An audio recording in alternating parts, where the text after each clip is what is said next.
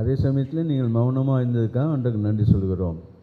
இப்போது முக்கியமான செய்திக்காக நாம் வந்திருக்கிறோம். செய்திக்காக சேகர் வந்து சுருக்கமாக ஜெபிப்பார். சேகர் ட்ரிஷி வந்து ஜெபிப்பார். பரிசுத்த பிதாவே, நாங்கள் ஸ்தோத்திரிக்கிறோம். எங்கள் ஆண்டவரும் இரட்சகருமான இயேசு கிறிஸ்துவுக்குள்ளாக நீர் எங்களுக்கு காண்பிக்கிற எல்லா தயவுக்காக உமக்கு ஸ்தோத்திரம். இந்நாளிலையும் கூட கனமான ஊழியக்காரர் எங்கள் அருமை சகோதரர், ஒரு ஆவிக்குரிய தகப்பனாக இருந்த சகோதரர் மனோகர் பாண்டியன் அவர்களை உம்முடைய ராஜ்யத்துக்கென்று நேற்றைய தினத்திலே எடுத்துக்கொண்டீர். உமக்கு ஸ்தோத்திரம் செலுத்துகிறோம். அவருடைய வாழ்க்கைக்காக ஸ்தோத்திரம். அவருடைய தாழ்மையின் ஜீவியத்திற்காக, அன்பின் வாழ்க்கைக்காக, தியாகத்திற்காக, சிலுவையை சுமந்து உம்மை பின்பற்றும்படியான அந்த ஆண்டவரே ஜீவனுள்ள வாழ்க்கைக்காக நன்றி செலுத்தி துதிக்கிறோம். அவருடைய வாழ்க்கையின் மூலமாக நாங்களும் சபையும் பெற்றுக்கொண்ட ஆவிக்குரிய நன்மைகளுக்காக ஆண்டவரே உமக்கு நன்றி செலுத்துகிறோம். ஒரு ஆண்டவரே ஆசீர்வதிக்கப்பட்ட ஒரு கனத்துக்குரிய ஒரு ஊழியக்காரராக நீர் அவரை எங்களுக்கு தந்தீர். உம்மை நாங்கள் ஸ்தோத்திரிக்கிறோம். இப்பொழுதும் அவருடைய சமூகத்திலே இளைப்பாறுதலுக்காக ஸ்தோத்திரிக்கிறோம். அருமையான தகப்பனை இழந்திருக்கிற அருமையான பிள்ளைகள் சகோதரி ஆண்டவரே லெடியா குடும்பத்திற்காக, ஐசக் குடும்பத்திற்காக, பேர பிள்ளைகளுக்காக, உற்றார் உறவினர் சபையாருக்காக ஜெபிக்கிறோம். தேவன் தாமே சகல ஆறுதலின் தேவனாயிருந்து கிறிஸ்து இயேசுவுக்குள்ளாய் இவர்களை மாற்றி தேற்றி பலப்படுத்த வேண்டிக் கொள்கிறோம். சவுடைய வாழ்க்கையின் மூலமாக நாங்களும் ஆண்டவரே உம்முடைய அடிச்சுவர்களை பின்பற்றி உமக்கு ஊழியம் செய்ய தொடர்ந்து எங்களுக்கு உதவி செய்யும். இப்பொழுதும் கூட உம்முடைய வார்த்தையை தியானிக்கும் போது பரிசுத்த ஆவியாகிய தேவன் உம்முடைய வார்த்தையை சம்பூர்ணமாய் தந்து எங்கள் இருதயங்களோடு பேசி, விசேஷமாய் நம்முடைய குடும்பத்தோடும் பிள்ளைகளோடும் கூட பேசி ஒவ்வொருவரையும் பலப்படுத்த வேண்டிக் கொள்கிறோம். ரட்சிக்கப்படாத நிலைமையில் யார் வந்திருந்தாலும் அவர்கள் ரட்சிக்கப்பட உதவி செய்யும்.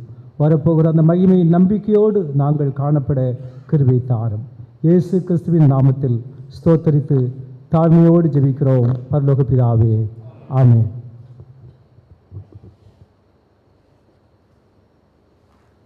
நாம் இப்பொழுது ஆண்டோடைய முக்கிய செய்தியை கேட்க போகிறோம். அருமை சகோதரன் ஆர்எஸ் குருவில்லா கோயம்புத்தூர் அவர் ஆண்டோடைய வார்த்தை பகிர்வார். சகோதரன் ராஜாங்கம் மொழிபெயர்ப்பார்.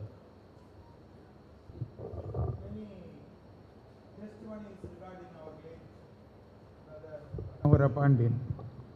கர்த்தருக்குள் நித்திரடைந்த நம்முடைய மூத்த சகோதரர் மனோகர பாண்டியன் அவர்களை குறித்து அற்புதமான அநேக சாட்சிகளை நாம் கேட்டுக்கொண்டிருந்தோம். I have also many things to share regarding him and his life and testimony, whatever I have heard in public and also in our private conversation. அருமை சகோதரரை குறித்த அநேக சாட்சிகளை நான் மற்றவர்கள் மூலமாக பகிரங்கமாகவும் தனிப்பட்ட முறையிலும் பகிரப்பட்ட அநேக விஷயங்கள் சொல்ல எனக்கு இப்பொழுது வாஞ்சை உண்டு. But because of lack of time, I want to say just one thing. ஆனால் நேரக்குறைவின் காரணமாக ஒரு காரியத்தை நான் சொல்ல விரும்புகிறேன். We in Patmos Coimbatore and also our Tirupur assembly, we are thankful to him very specially. மிக விசேஷமாக கோயம்புத்தூரில் உள்ள பத்மு சபையாக, திருப்பூரில் உள்ள கர்மேல் சபையாக நாங்கள் அருமை சகோதரருக்கு மிகவும் நன்றியுள்ளவர்களாக காணப்படுகிறோம். One family from here, they migrated for labor, doing work and things like that to Tirupur. ஒரு குடும்பத்தார், இங்கே தென்பாகத்தில் உள்ள குடும்பத்தார், அவருடைய பிழைப்பின் காரணமாக அவர்கள் திருப்பூருக்கு குடிபெயர்ந்து வந்திருந்தார்கள். Brother came all the way, took me to Tirupur. He didn't know the house, he didn't know the place, but he had the address. Those days mobile phones were not there. So somehow we located their house, and today about 10 families are in our assembly, both in Tirupur and also in Coimbatore, who are coming from that particular family. அந்த நாட்கள் mobile phone வசதி இல்லாத நாட்கள்.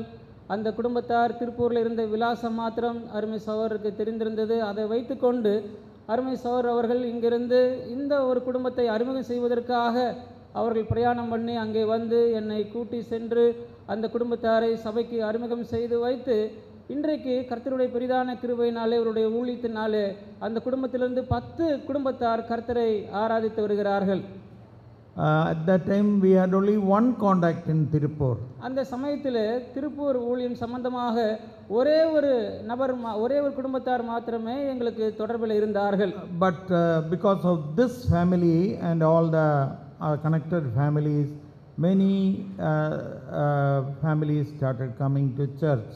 அருமை சகோதரர் அறிமுகம் செய்த இந்த குடும்பத்தார் இன்னும் 1-2 குடும்பத்தார் மூலமாக அந்த சபையானது உருவாகி இந்நாட்களிலே ஒரு பெரிய ஒரு சபையை கர்த்தர் அங்கே உருவாக்கி இருக்கிறார். So I wanted to highlight his burden for the souls. ஆத்துமாக்கள் பேரிலே இவர்களுக்கு இருந்த பாரத்தை நான் எடுத்து அங்கே சொல்ல நான் விரும்புகிறேன். Now before we go into the scripture and sharing some thoughts, shall we pray? நாம் வேத வாக்கியத்திலிருந்து வாசித்து நாம் தியானிக்கு முன்பாக ஜெபிக்கலாம். Heavenly Father, eternal God, we thank you and praise you and worship you. We give you all glory. We thank you for the life of thy servant. Whenever we face death, we think this brother went to be with the Lord, but we hardly think about ourselves. So it is an occasion and a reminder to each one of us, even to me, that our time are also coming very close and we have to be prepared. So help us to be prepared to meet the Lord, or this eventuality or this reality. So dear Lord, we thank you for this time, and even as I share some thoughts, be with us. It may be beneficial, edifying to those who are listening. Father, we pray for the family, especially the children and grandchildren. Pray that you will console them. We thank you. There is consolation and comfort in the Word of God. There is consolation and comfort in the fellowship of the church. There is consolation and comfort in thy Word. So, dear Lord, we pray that thou will console them, dear Lord. The children have lost a father. The grandchildren have lost a tata. So, dear Lord, we pray for them. Thou may console them, comfort them. Pray that they may follow the footsteps of their father, grandfather, who left a legacy, left an ideal example. So pray that they may continue to press on in their life and ministry. We pray in Jesus Christ's precious name. Today I want to share that number one, that death is a reality. முதலாவதாக உங்கள் முன்பாக நான் பகிர்ந்து கொள்ள விரும்புகிறது என்னவென்றால், மரணம் என்பது ஒரு மெய்யாக எல்லாருக்கும் நிகழக்கூடிய ஒரு விஷயம்.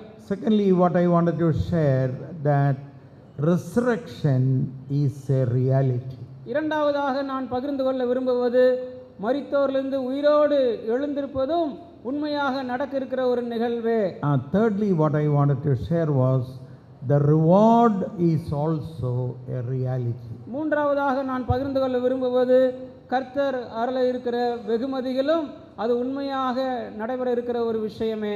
So death is a reality. மரணம் என்பது ஒரு மெய்யான விஷயமே.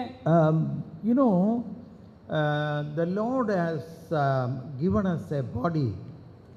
கர்த்தர் நமக்கு ஒரு சரீரத்தை தந்திருக்கிறார். And He has put His Holy Spirit in that body, in our spirit. நம்முடைய ஆவியிலே கர்த்தர் அவருடைய நல்ல கர்த்தராகிய பரிசுத்த ஆவியானவரை அருளி இருக்கிறார். I am talking about the resurrection. நான் உயிர்த்தெழுதலுடைய நம்பிக்கை குறித்து நான் சொல்லுகிறேன். And I am talking about a born again person. மறுபடியும் பிறந்த ஒரு விசுவாசி குறித்த விஷயத்தை நான் சொல்லுகிறேன். The Lord is giving the Holy Spirit to us to indwell in us, to fulfill a plan and a purpose for Himself, for eternity. கர்த்தர் நமக்குள்ளே அவருடைய நல்ல கர்த்தராகிய பரிசுத்த ஆவியானவரை அருளி நாம் இந்த உலகத்திலே கர்த்தருடைய அதி உன்னதமான அவருடைய நோக்கத்தை திட்டத்தை நிறைவேற்றும்படியாக அவர் செய்திருக்கிறார். Lord has a plan and purpose for each one of us. கர்த்தர் நம்ம ஒருவருக்கென்றும் அவர் திட்டத்தையும் தீர்மானத்தையும் நோக்கத்தையும் வைத்திருக்கிறார். It has pleased the Lord out of the millions of people in the world. It has pleased the Lord to put His Holy Spirit in each one of us. இந்த உலகத்திலே கோடான கோடி மனிதர்கள் மத்தியிலே நமக்குள்ளே கூட அவருடைய நல்ல பரிசுத்தாவினராகிய தேவனை வைப்பது தேவனுக்கு பிரியமாகப்பட்டது. He has given eternal life to us. It is a very great possession. It is in this earthen vessel, Lord has put this great possession. தேவனாகிய கர்த்தர் நமக்கு இந்த நித்திய ஜீவனை அருள் இருப்பது எப்படி என்றால், இந்த மண்பாண்டங்களாகிய நம்முடைய சரீரங்களிலே தேவன் மகத்துவமான அவருடைய பரலோக சொத்தை சுதந்திரத்தை வைத்திருக்கிறார். In Tamil it is written, ask anybody who doesn't have this பொக்கிஷம், doesn't have this great salvation. இந்த பொக்கிஷத்தை யாராவது நீங்கள் பெற்றிராமல் இருப்பீர்களானால், இந்த மகாபெரிய ரட்சிப்பை நீங்கள் இன்னும் பெறாமல் இருந்தால் உங்களிடத்தில் இந்த கேள்வியை கேட்க விரும்புகிறேன். Today is the day of salvation. இந்த நாள் உங்களுடைய வாழ்க்கையினுடைய ரட்சிப்பின் நாள்.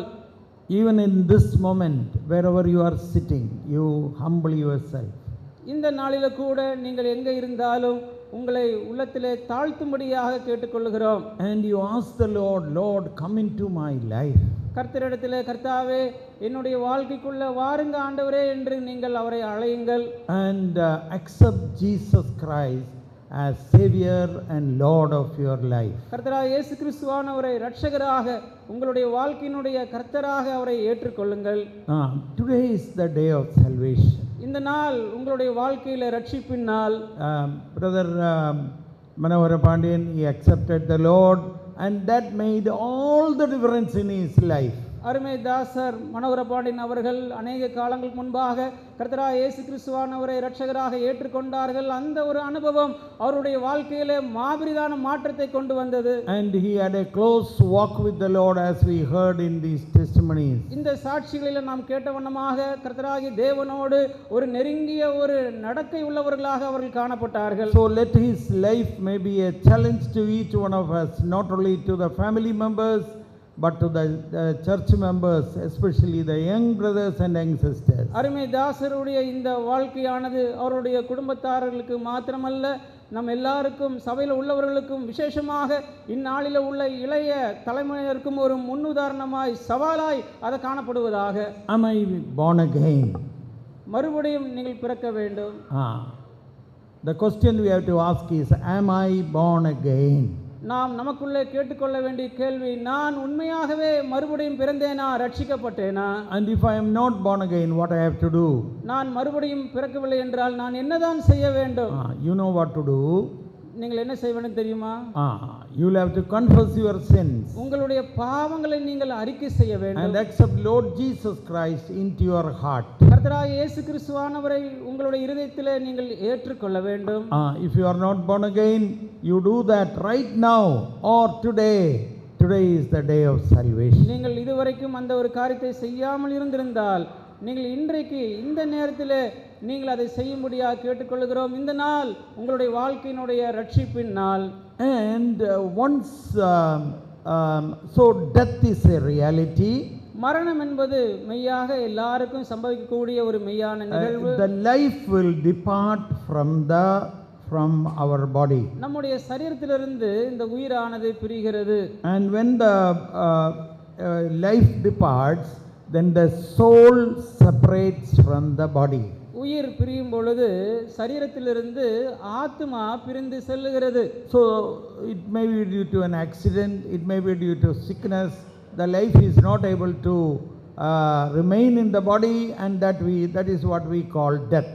விபத்தினாலோ அல்லது வியாதியினாலோ சரீரத்தில் உயிர் அங்கே இருக்க முடிகிறதில்லை, உயிர் பிரிகிறது. இதனைத்தான் நாம் மரணம் என்று நாம் சொல்லுகிறோம். So death is a reality. மரணம் என்பது மெய்யாக நடக்கக்கூடிய ஒரு நிகழ்வு. It can happen to any one of us any time. நம் ஒவ்வொருவருக்கும் கூட எந்த சமயத்திலும் கூட இந்த மரணமானது வந்து நேரிடலாம். And in Hebrews chapter 9 and verse 27 says, எபிரேய நிருபம் 9ஆம் அதிகாரம் 27ஆம் வசனம் சொல்லுகிறது, as it is appointed unto men once to die, but after that judgment.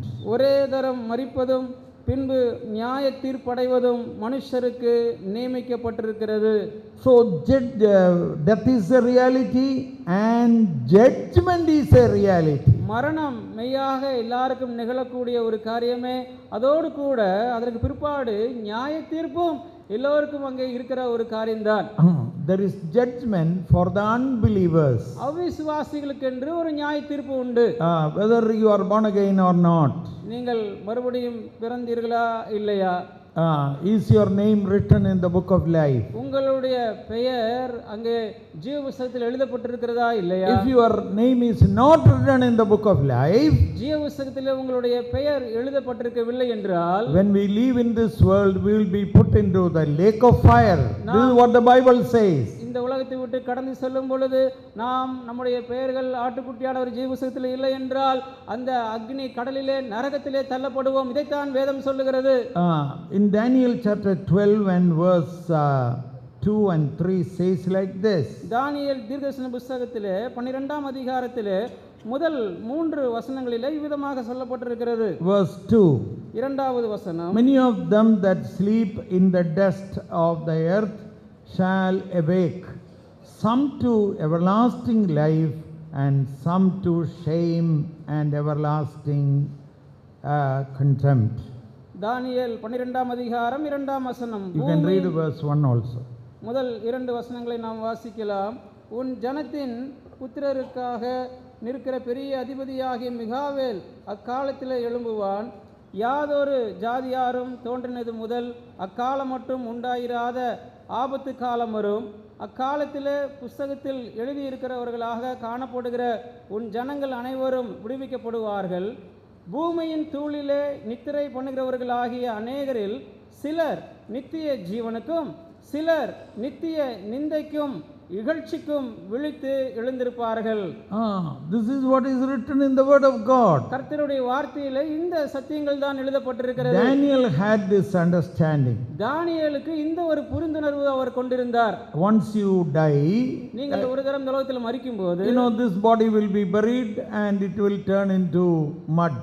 இந்த சரீரமானது அது அங்க அடக்கம் பண்ணப்படும். மண்ணோடு மண்ணாக இந்த சரீரம் போய்விடும். Some people burn the body, that also become ultimately mud. ஒரு சாரார் அவர்கள் இந்த சரீரத்தை எரிப்பார்கள்.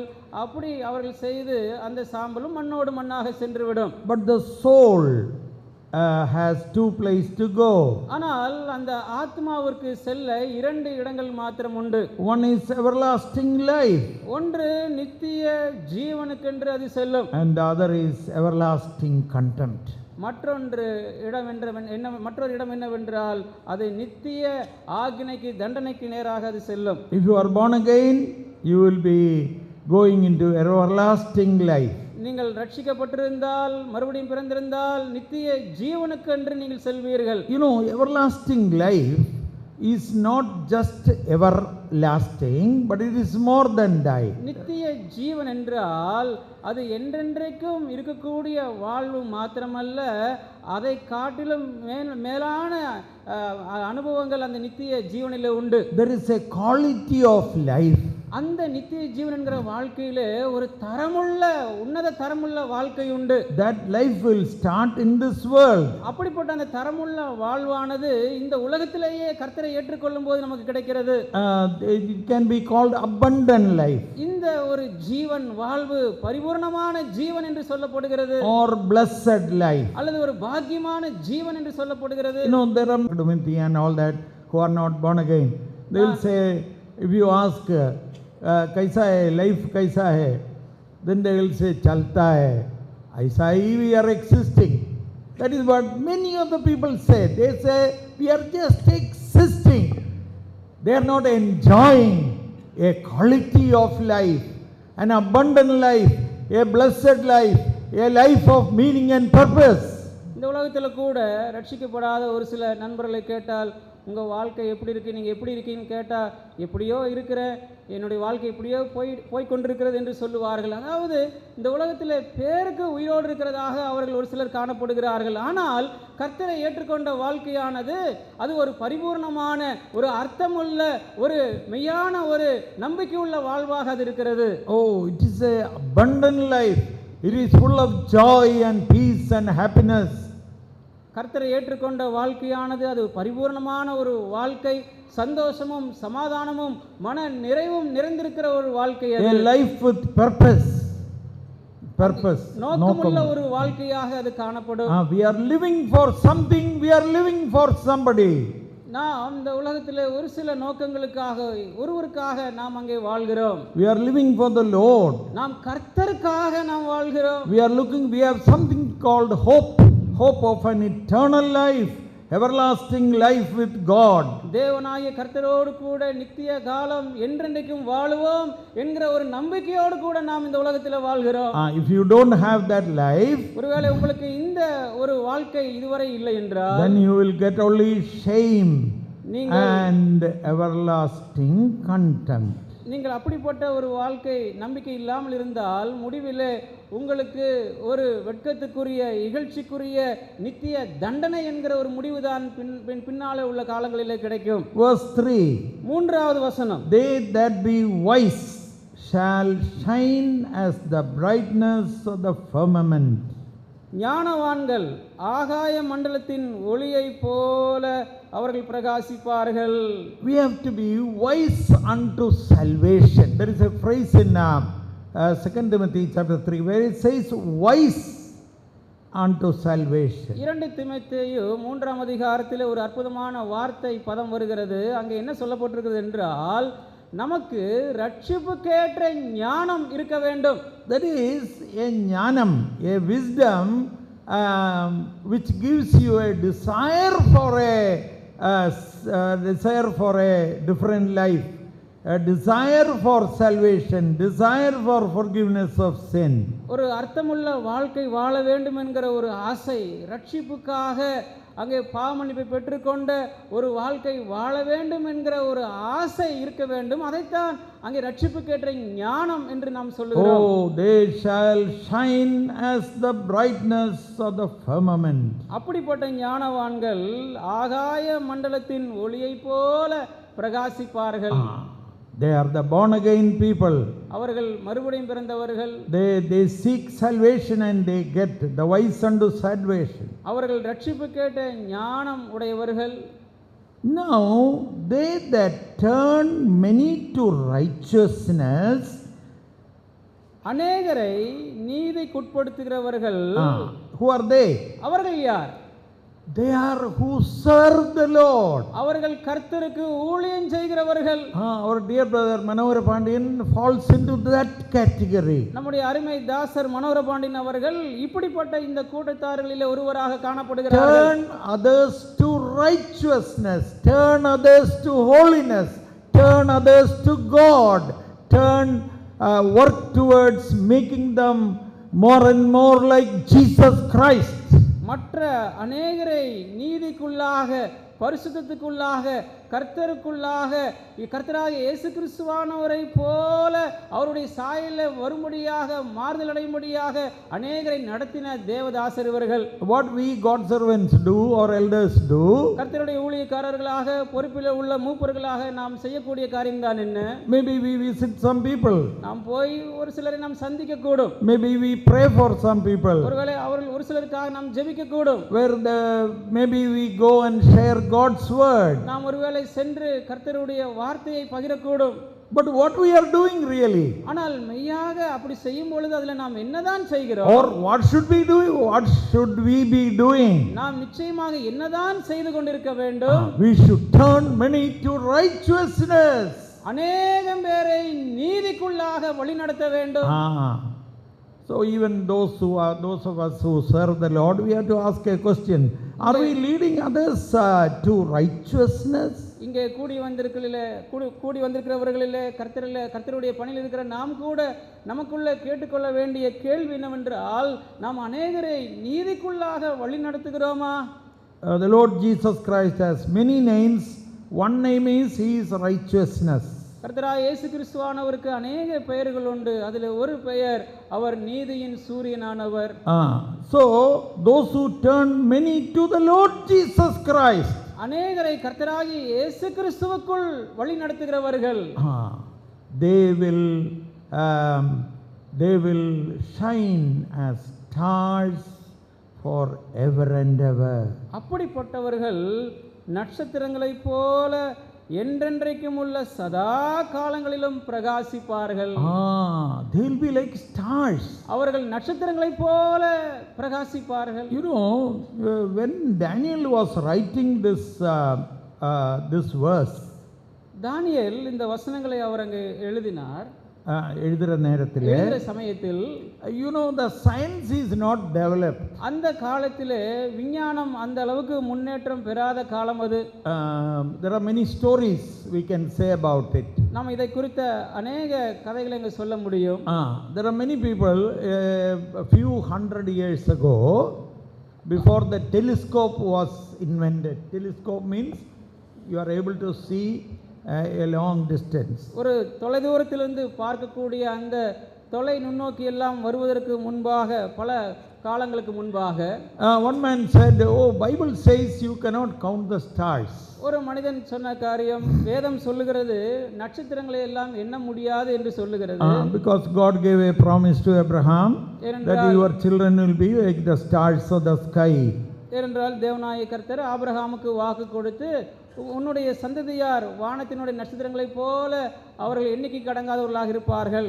Actually it has got two meanings. One meaning is you cannot count the stars. அதில் இரண்டு அர்த்தங்கள் உண்டு. ஒன்று, நட்சத்திரங்களைப் போல அதை எண்ண முடியாது. Second meaning is you will be having people who are like stars. இரண்டாவதாக, உங்களுக்கு இருக்க போகிற அந்த சந்ததியார் அவர்கள் நட்சத்திரத்தினுடைய குணாதிசயங்களை பெற்றிருப்பார்கள். So they will be turning many others to righteousness. They will be like stars. அநேகரை நீதிக்குள்ளே வழி நடத்துகிறவர்கள் நட்சத்திரங்களைப் போல பிரகாசிப்பார்கள். So the story is that one man said, "Oh, you cannot count the stars." They say Bible says. Bible is wrong. Let me count. So on a night he went to the first floor.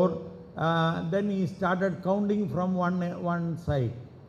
அந்த கதை என்னவென்றால், ஒரு மனிதன் சொன்னான், வேதத்தில் சொல்லப்பட்டிருக்கிறது நட்சத்திரங்களை எண்ண முடியாது என்று வேதத்தில் சொல்லப்பட்டிருக்கிறது, அப்படி அல்ல, எண்ண முடியும் என்று சொல்லி மாடியிலே ஏறி சென்று இரவிலே அவன் ஒன்றன் பின் ஒன்றாக நட்சத்திரங்களை எண்ண ஆரம்பித்தானா. So but when he continuously started counting, he found the number of stars is increasing, because when the sky is very clear, you are able to see more stars.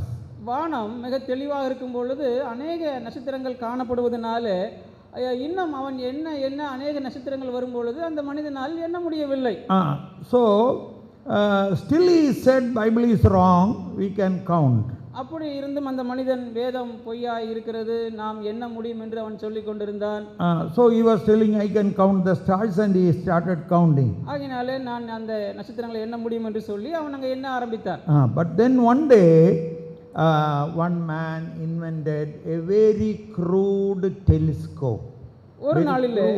ஒரு நாளிலே அதிக முன்னேற்றம் இல்லாத ஒரு நிலையில கூட ஒரு வகையான ஒரு நுண்ணோக்கியை, ஒரு அந்த அளவுக்கு தெளிவில்லாத ஒரு நுண்ணோக்கியை ஒரு மனிதர் கண்டுபிடித்தார். That is, he put one lens on one end, another lens on another end in a tube, and started looking to the stars. ஒரு குழாயில ஒரு முனையில ஒரு லென்ஸையும் இன்னொரு முனையில ஒரு லென்ஸையும் வைத்து நட்சத்திரங்களை அங்கே பார்க்கும்படியாக அந்த மனிதர் செய்தார். Then he found he is able to see more stars. அதிலே பார்க்கும் பொழுது இன்னும் அதிகமான நட்சத்திரங்களை பார்க்க முடிந்தது. But still he said, what that other man counted is wrong, but I counted, it is little more.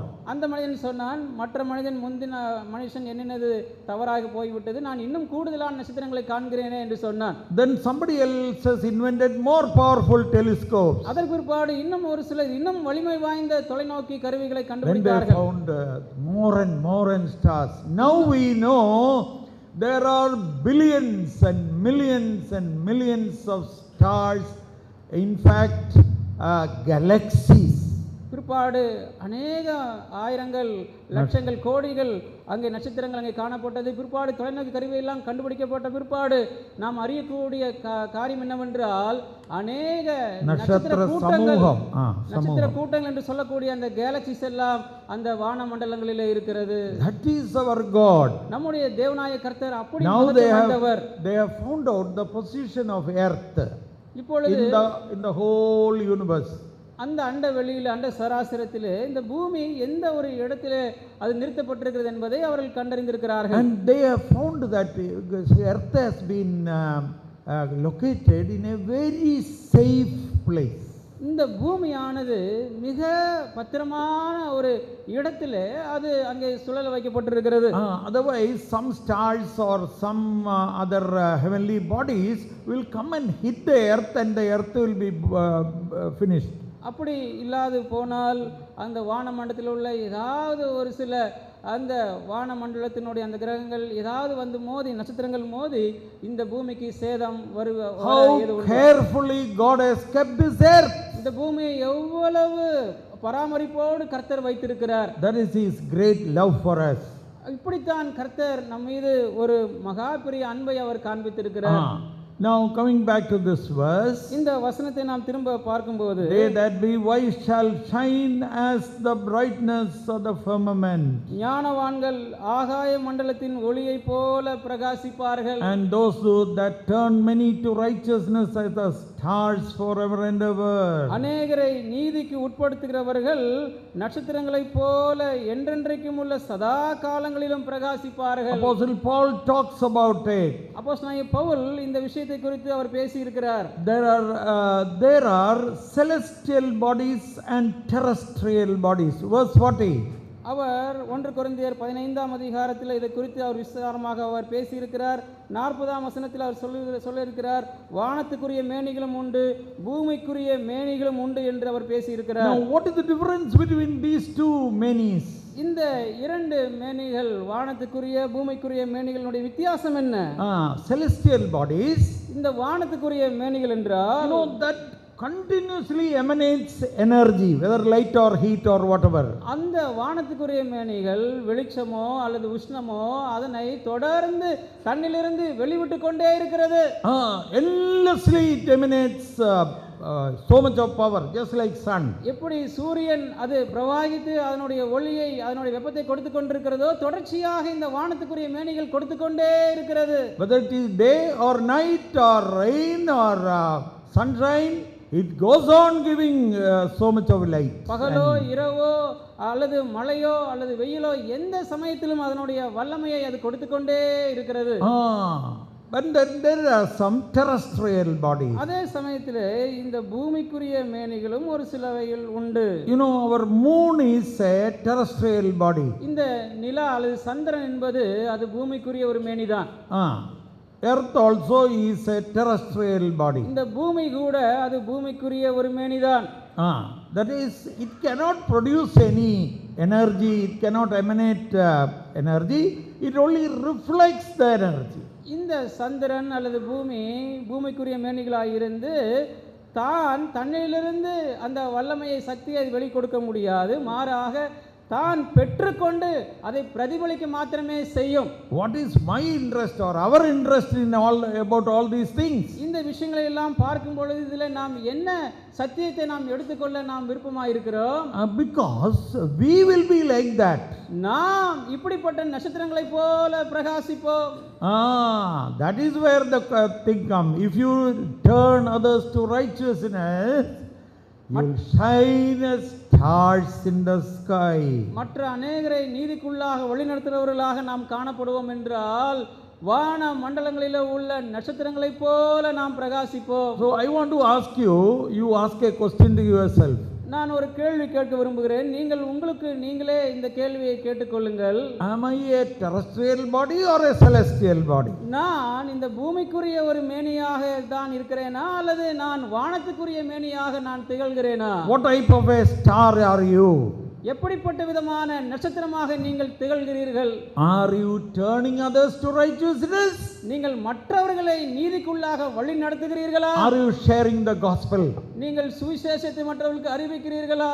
Are you turning others more to the Lord Jesus Christ by your ministry? உங்களுடைய ஊழியத்தின் மூலமாக மற்றவர்களை கர்த்தராகிய இயேசு கிறிஸ்துவானவரை போல நீங்கள் ஆக்குகிறீர்களா? Or are you satisfied with the peace and the joy and the happiness? Very good. You enjoy all that. We received everything from the Lord. We have nothing to give. நாம் கர்த்தரிடத்திலிருந்து சந்தோஷம், சமாதானம், மனநிறைவு பெற்றுக்கொள்வது நல்லதுதான். ஆனால் அதை வெறுமனே பெற்றுக்கொண்டு மாத்திரம் இருந்துவிட்டு மற்றவர்களுக்கு நாம் கொடுக்காமல் இருக்கிறோமா? Then after the resurrection, you will also be like that. நாம் அப்படியெல்லாம் வாழ்ந்தால் நம்முடைய உயிர்த்தெழுதலுக்கு பிற்பாடு நாம் இப்படிப்பட்ட இந்த பூமிக்குரிய மேனிகளாகவே இருப்போம். That is, your rewards are very less. உங்களுக்கு கிடைக்க போகிற வெகுமதிகள் குறைவாகவே காணப்படும். You will continue to be a terrestrial body which is not able to give light and life. மற்றவர்களுக்கு அந்த வெளிச்சத்தையும் ஜீவனையும் கொடுக்கக்கூடிய வகையில் காணப்படாமல் பூமிக்குரிய மேனிகளாகவே காணப்படுவீர்கள். And one star differeth from another star. நட்சத்திரத்துக்கும் அங்கே இடையிலே அந்த மேன்மை உண்டு, வித்தியாசம் உண்டு. That is, it depends upon how much ministry or the quality of your ministry. இது எதை காட்டுகிறது என்றால், நாம் எந்த அளவுக்கு கர்த்தருக்கு ஊழியம் செய்கிறோம், எந்த அளவுக்கு தரத்தோடு கூட ஊழியம் செய்கிறோம் என்பதை குறித்து இந்த மேன்மை நமக்கு கிடைக்கிறது. Many testimonies were told about our dear brother who went to be with the Lord. கர்த்தரோடு கூட இருக்கும்படியாக சென்றிருக்கிற நம்முடைய அருமை தாசரை குறித்து அநேக சாட்சிகள் பகிரப்பட்டது. He had a good job. அவருக்கு ஒரு நல்ல வேலை அவர் வைத்திருந்தார். He heard the call of the Lord and he left that and became a servant of God. In those days there was no much money in the assemblies. அந்நாட்களிலே சபைகளிலே அதிக பண வசதி இல்லை. அந்நாளிலே தமக்கு இருந்த அரசாங்க உத்தியோகத்தை As we heard today, he has been serving in small assemblies. இன்றைக்கு நாம் கேட்ட வண்ணமாக சிறிய சிறிய சபைகளிலே கர்த்தருடைய அழைப்பை ஏற்று அவர் ஊழியம் செய்திருக்கிறார்கள். He never thought, oh, while I left my good job in government and came. அரசாங்கத்தில் நல்ல வேலையெல்லாம் நான் விட்டு நான் ஊழியத்துக்கு வந்து விட்டேனே என்று ஒரு காலம் அவர் நினைக்கவில்லை. Oh, let me go back to some other job. நான் திரும்ப வேறு ஏதாவது வேலைக்கு போகட்டும் என்று அவர் எண்ணவில்லை. But he wanted to suffer with the people of God than to enjoy the blessings of this world. ஆனால் தேவனுடைய ஜனங்களோடு துன்பத்தை அனுபவிப்பதை அவர் தெரிந்து கொண்டார். அதுவே அவருக்கு மிகுந்த சந்தோஷமாக அவர் கருதினார். Choosing rather to suffer affliction with the people of God than to enjoy the benefits of this world. இந்த உலகத்தினுடைய எகிப்தினுடைய அந்த இன்பங்களை எபிரேயர்ல நாம் வாசிக்கிற வண்ணமாக verse 11. Chapter 11. எபிரேயர் நிருபம் 11ஆம் அதிகாரத்திலே நாம் வாசிக்கிற வண்ணமாக talking about Moses, I think. Yes. Choosing rather to.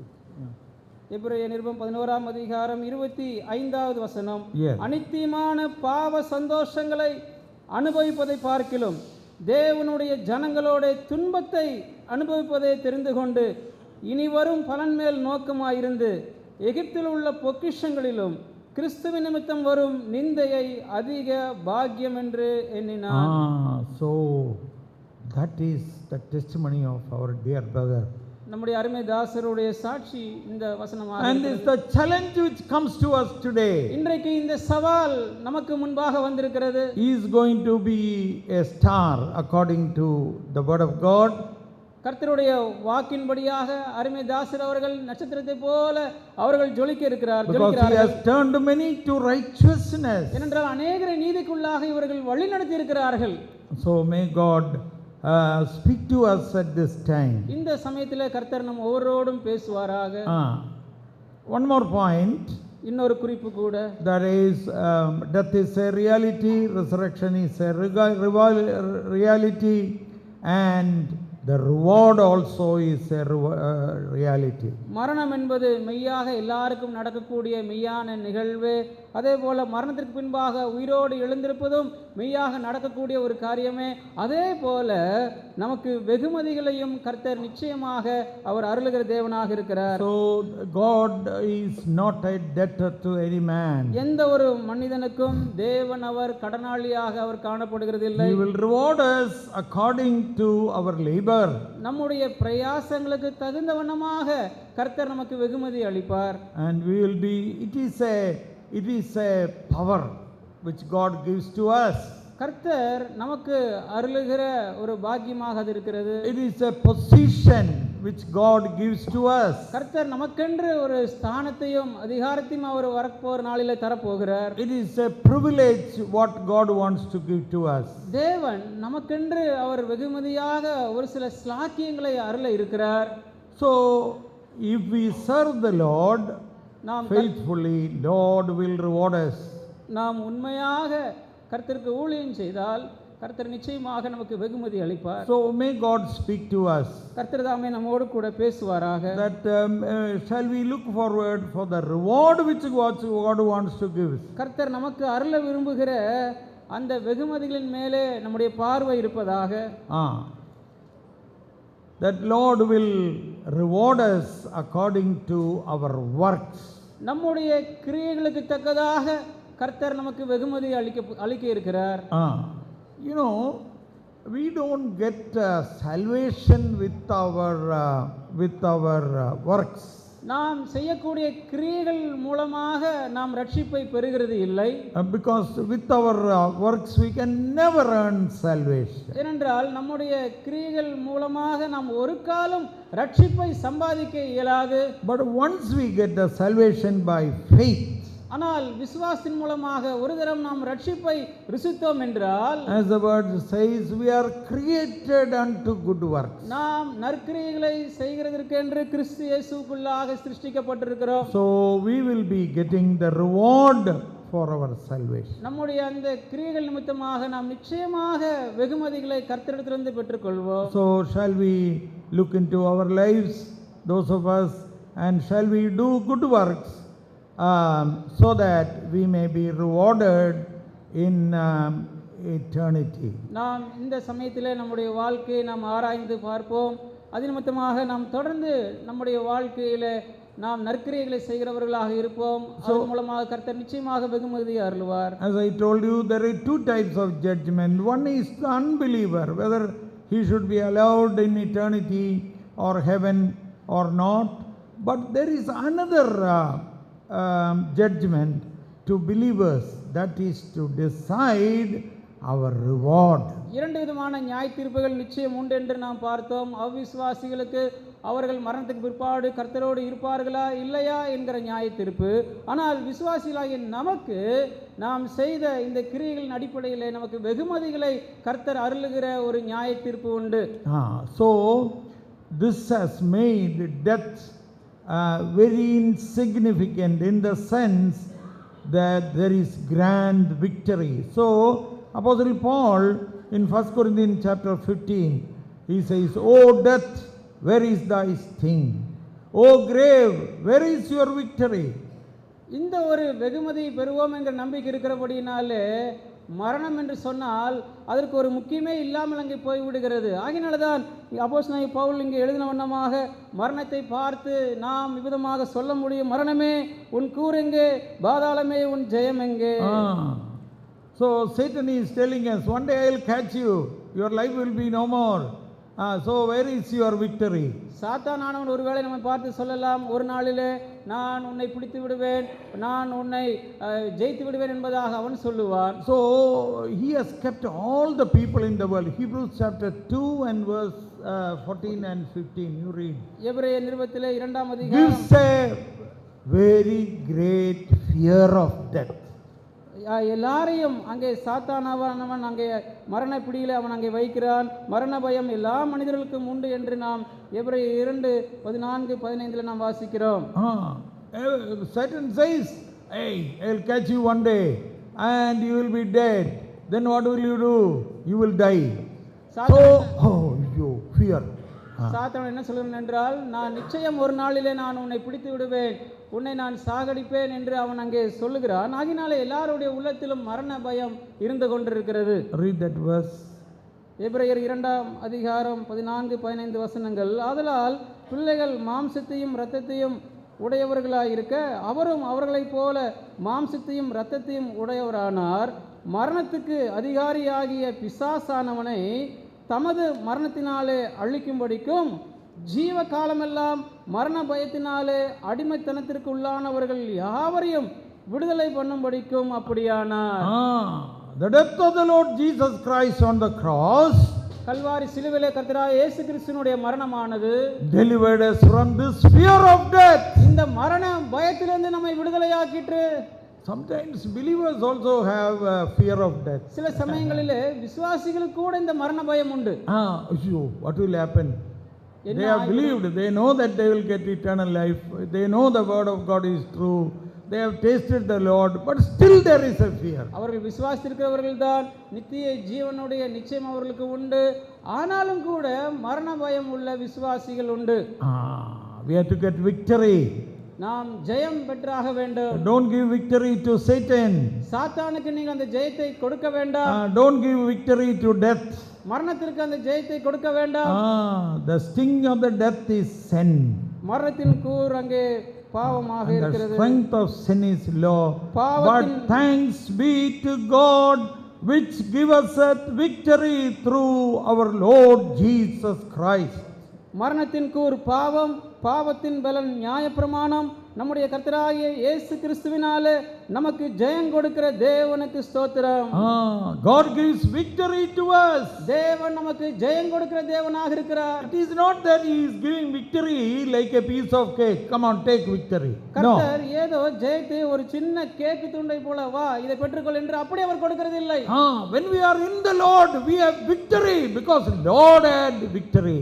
நாம் கர்த்தருக்குள்ளே இருக்கும் பொழுது நாம் ஜெயமுள்ளவர்களே, ஏனென்றால் கர்த்தர் அவர் ஜெயவேந்தனாக அவர் இருக்கிறார். In this world you will have tribulation, but be of good cheer.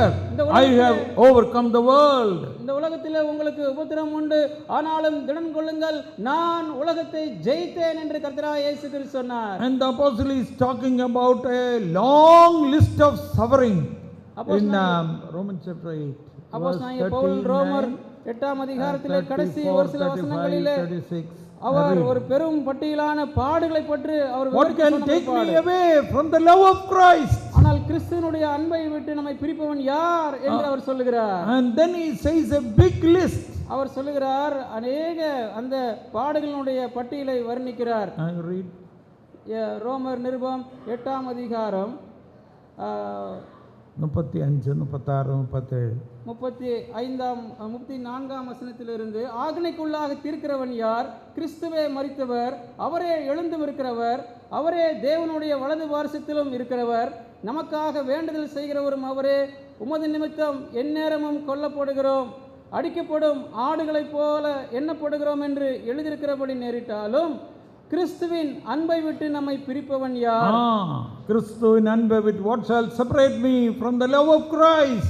உபத்திரவமோ, வியாகுலமோ, துன்பமோ, பசியோ, நிர்வாணமோ, நாசமோசமோ, பட்டயமோ, இவை எல்லாவற்றிலேயும் நாம் நம்மில் அன்பு கூறுகிறவராலே முற்றும் ஜெயங்கொள்கிறவர்களாக இருக்கிறோமே. We are more than conquerors through Christ. கிறிஸ்து இயேசுவினாலே நாம் முற்றும் ஜெயங்கொள்கிறவர்களாக இருக்கிறோம்.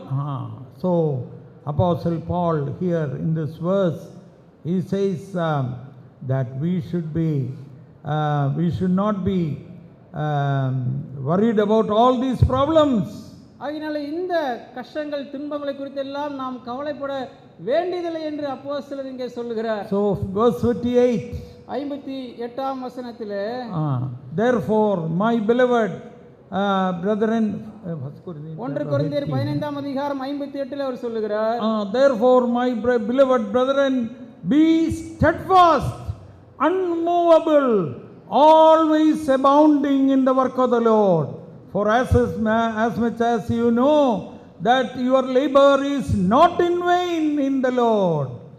ஆகையால் எனக்கு பிரியமான சகோதரரே, கர்த்தருக்குள் நீங்கள் படுகிற பிரயாசம் விருதாவாய் இராதென்று அறிந்து நீங்கள் உறுதிப்பட்டவர்களாயும் அசையாதவர்களாயும் கர்த்தருடைய கிரியையிலே எப்பொழுதும் பெருகுகிறவர்களுமாயும் இருப்பீர்களாக. Shall we be steadfast? நாம் கர்த்தரிலே உறுதிப்பட்டவர்களாய் இருப்போமாக. In our faith. நம்முடைய விசுவாசத்தில் உறுதியாய் இருப்போமாக. Let not trouble, tribulation, problems, this news, that news. At that time, let us be unmovable. துன்பமோ பிரச்சனைகளோ அந்த செய்தியோ இந்த செய்தியோ எதுவும் நம்மை அசைக்காதவர்களாக அங்கே வைப்பதாக உறுதியாக இருப்போமாக. There is a verse which says that we are like Jerusalem, which is surrounded by mountains. கர்த்தரை நம்புகிறவர்கள் என்றென்றைக்கும் அசையாமல் இருக்கும் சியோன் பர்வத்தை போல இருப்பார்கள் என்கிற வேத வசனம் சங்கீத புத்தகத்திலே உண்டு. We are surrounded by mountains which protects us. நம்மை பாதுகாக்கக்கூடிய பர்வதங்களால் நாம் சூழப்பட்டவர்களாக இருக்கிறோம். So our labor is not in vain in the Lord. கர்த்தருக்குள்ளே நாம் பட்ட இந்த பிரயாசங்கள் அவைகள் வீணாய் போகவில்லை. So let us be steadfast. Let us continue to press on in the faith and also in the ministry. ஆகினாலே நாம் கர்த்தரிலும் ஊழியத்திலும் விசுவாசத்திலும் நாம் உறுதிப்பட்டவர்களாக நாம் நிற்போமாக. Shall we be on our knees? நாம் எல்லாரும் நம்முடைய முழங்கால்களுக்கு வருவோமாக. We have come for a funeral service. நாம் அடக்க ஆராதனைக்கு வந்திருக்கிறோம். But let it make some change in our life. ஆனால் இந்த ஒரு அனுபவம் நம்முடைய வாழ்க்கையில ஒரு மாற்றத்தை அது கொண்டு வரட்டும். Shall we be on our knees? If you are able to come on your knees. உங்களாலே முழங்கால் படியிட கூடும் என்றால் தயவு செய்து எல்லாரும் முழங்கால்களிலே வாருங்கள். Let us be quiet in the presence of the Lord for half a minute. நாம் ஒரு அரை நிமிஷம் நாம் கர்த்தருடைய சன்னிதானத்தில் மௌனமாய் இருப்போமாக. And shall we search our heart? நம்முடைய இருதயங்களை ஆய்ந்து பார்ப்போமாக. Quietly confess your sins, failures, அமைதலாக shortcomings, நம்முடைய பாவங்களை வீழ்ச்சிகளை குறைபாடுகளை நாம் அறிக்கை செய்வோமாக. and search whether we are steadfast or not. நாம் உறுதியாய் இருக்கிறோமா இல்லையா என்று நாம் பரிசோதித்து பார்ப்போமாக. Whether we are unmovable or not. நாம் அசையாதவர்களாக இருக்கிறோமா இல்லையா என்று பார்ப்போம். Let us take a decision, Lord, and pray to the Lord, have mercy upon me. நாம் ஒரு தீர்மானம் எடுத்து கர்த்தாவே என் மீது இரக்கமாயிருங்க ஆண்டவரே என்று நாம் ஜெபிப்போமாக. And then after that we will pray. அதற்கு பிற்பாடு நாம் Quietness for 30 seconds. அரை நிமிஷம் நாம் மௌனமாய் இருப்போமாக.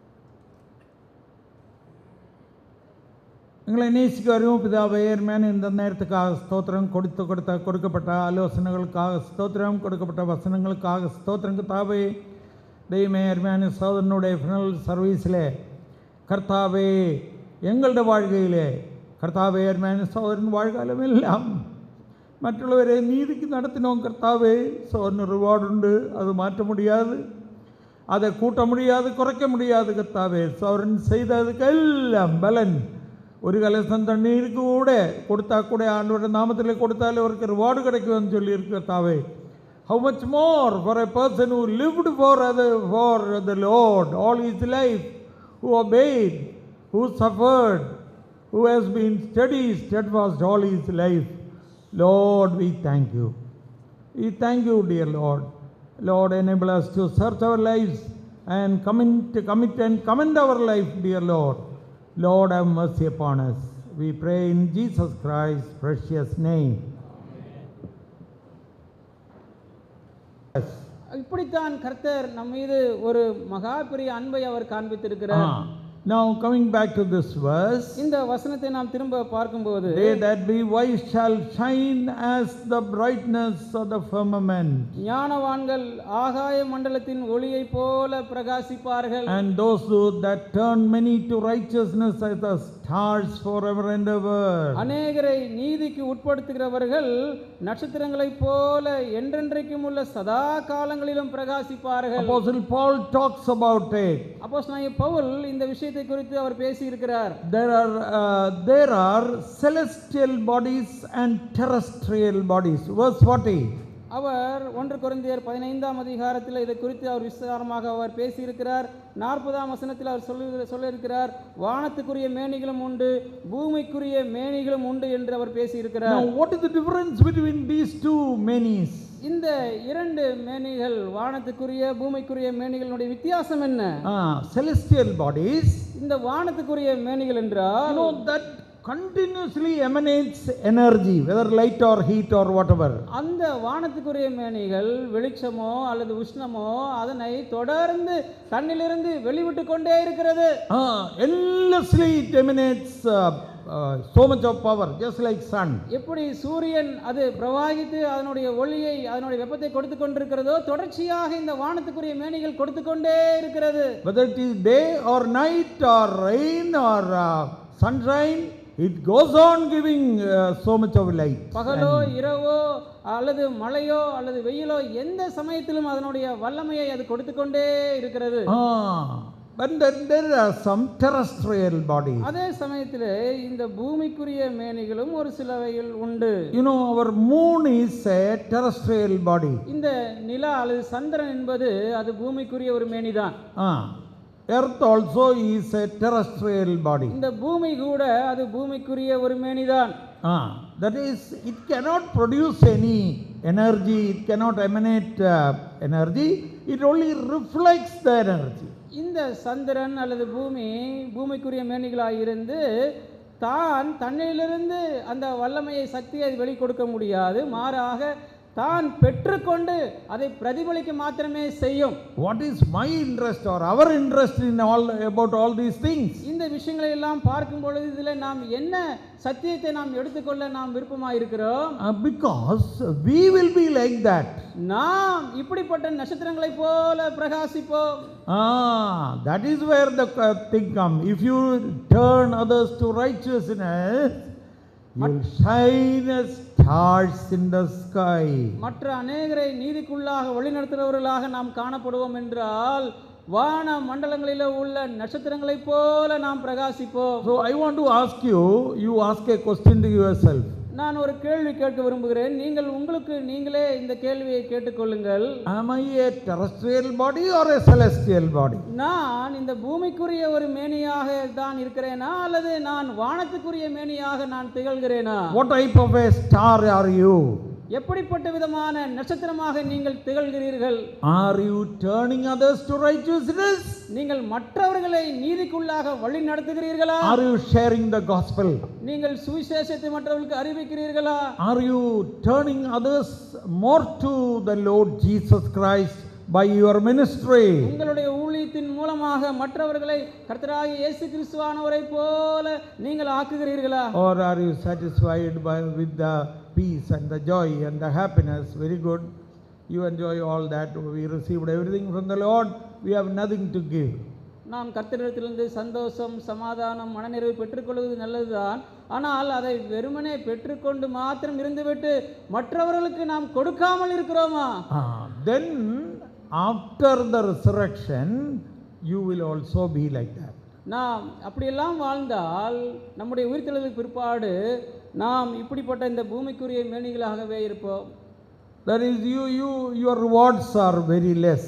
உங்களுக்கு கிடைக்க போகிற வெகுமதிகள் குறைவாகவே காணப்படும். You will continue to be a terrestrial body which is not able to give light and life. மற்றவர்களுக்கு அந்த வெளிச்சத்தையும் ஜீவனையும் கொடுக்கக்கூடிய வகையில் காணப்படாமல் பூமிக்குரிய மேனிகளாகவே காணப்படுவீர்கள். And one star differeth from another star. நட்சத்திரத்துக்கும் அங்கே இடையிலே அந்த மேன்மை உண்டு, வித்தியாசம் உண்டு. That is, it depends upon how much ministry or the quality of your ministry. இது எதை காட்டுகிறது என்றால் நாம் எந்த அளவுக்கு கர்த்தருக்கு ஊழியம் செய்கிறோம், எந்த அளவுக்கு தரத்தோடு கூட ஊழியம் செய்கிறோம் என்பதை குறித்து இந்த மேன்மை நமக்கு கிடைக்கிறது. Many testimonies were told about our dear brother who went to be with the Lord. கர்த்தரோடு கூட இருக்கும்படியாக சென்றிருக்கிற நம்முடைய அருமை தாசரை குறித்து அநேக சாட்சிகள் பகிரப்பட்டது. He had a good job. அவருக்கு ஒரு நல்ல வேலை அவர் வைத்திருந்தார். He heard the call of the Lord and he left that and became a servant of God. In those days there was no much money in the assemblies. அந்நாட்களிலே சபைகளிலே அதிக பண வசதி இல்லை. அந்நாளிலே தமக்கு இருந்த அரசாங்க உத்தியோகத்தை As அவர்கள் we heard விட்டுத்தள்ளி, today, he has been serving in small assemblies. இன்றைக்கு நாம் கேட்ட வண்ணமாக சிறிய சிறிய சபைகளிலே கர்த்தருடைய அழைப்பை ஏற்று அவர் ஊழியம் செய்திருக்கிறார்கள். He never thought, oh, while I left my good job in government and came, அரசாங்கத்தில் நல்ல வேலையெல்லாம் நான் விட்டு நான் ஊழியத்துக்கு வந்து விட்டேனே என்று ஒரு காலம் அவர் oh, நினைக்கவில்லை. let me go back to some other job. நான் திரும்ப வேறு ஏதாவது வேலைக்கு போகட்டும் என்று அவர் எண்ணவில்லை. But he wanted to suffer with the people of God than to enjoy the blessings of this world. ஆனால் தேவனுடைய ஜனங்களோடு துன்பத்தை அனுபவிப்பதை அவர் தெரிந்து கொண்டார். அதுவே அவருக்கு மிகுந்த சந்தோஷமாக அவர் கருதினார். Choosing rather to suffer affliction with the people of God than to enjoy the benefits of this world. இந்த உலகத்தினுடைய எகிப்தினுடைய அந்த இன்பங்களை எபிரேயர்ல நாம் வாசிக்கிற வண்ணமாக Verse 11. Chapter 11. எபிரேயர் நிருபம் 11ஆம் அதிகாரத்திலே நாம் வாசிக்கிற வண்ணமாக Talking about Moses, I think. Yes. Choosing rather to. எபிரேயர் நிருபம் 11ஆம் அதிகாரம் 25வது வசனம். Yes. அனித்தியமான பாவ சந்தோஷங்களை அனுபவிப்பதை பார்க்கிலும் தேவனுடைய ஜனங்களோட துன்பத்தை அனுபவிப்பதை தெரிந்து கொண்டு இனி வரும் பலன் மேல் நோக்கமாயிருந்து எகிப்தில் உள்ள பொக்கிஷங்களிலும் கிறிஸ்துவ நிமித்தம் வரும் நிந்தையை அதிக பாக்கியம் என்று எண்ணினார். So that is the testimony of our dear brother.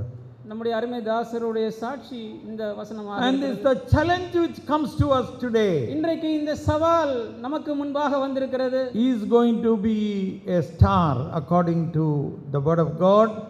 கர்த்தருடைய வாக்கின்படியாக அருமை தாசர் அவர்கள் நட்சத்திரத்தை போல அவர்கள் Because he has turned many to righteousness. ஏனென்றால் அநேகரை நீதிக்குள்ளாக இவர்கள் வழி நடத்தி இருக்கிறார்கள்.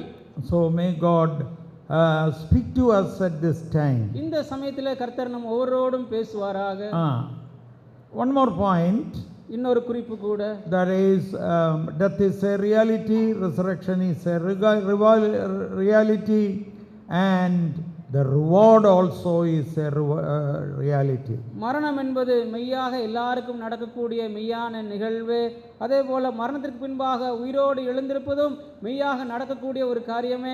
அதே போல நமக்கு வெகுமதிகளையும் கர்த்தர் நிச்சயமாக அவர் அருளுகிற தேவனாக இருக்கிறார். So God is not a debtor to any man. எந்த ஒரு மனிதனுக்கும் தேவன் அவர் கடனாளியாக அவர் காணப்படுகிறது இல்லை. He will reward us according to our labor.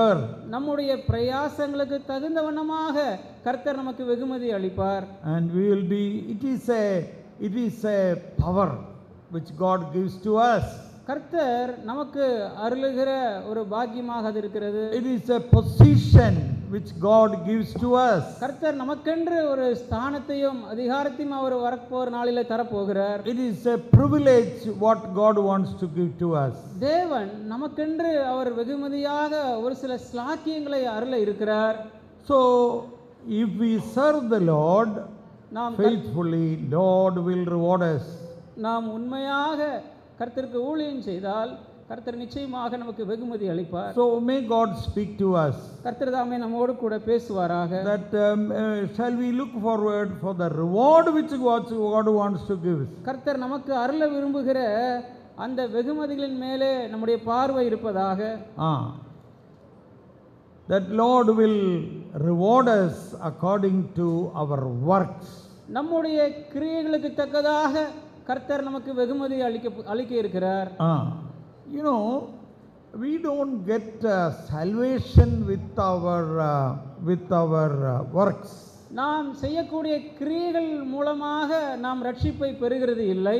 Because with our works we can never earn salvation. ஏனென்றால் நம்முடைய கிரியைகள் மூலமாக நாம் ஒரு காலம் ரட்சிப்பை சம்பாதிக்க இயலாது.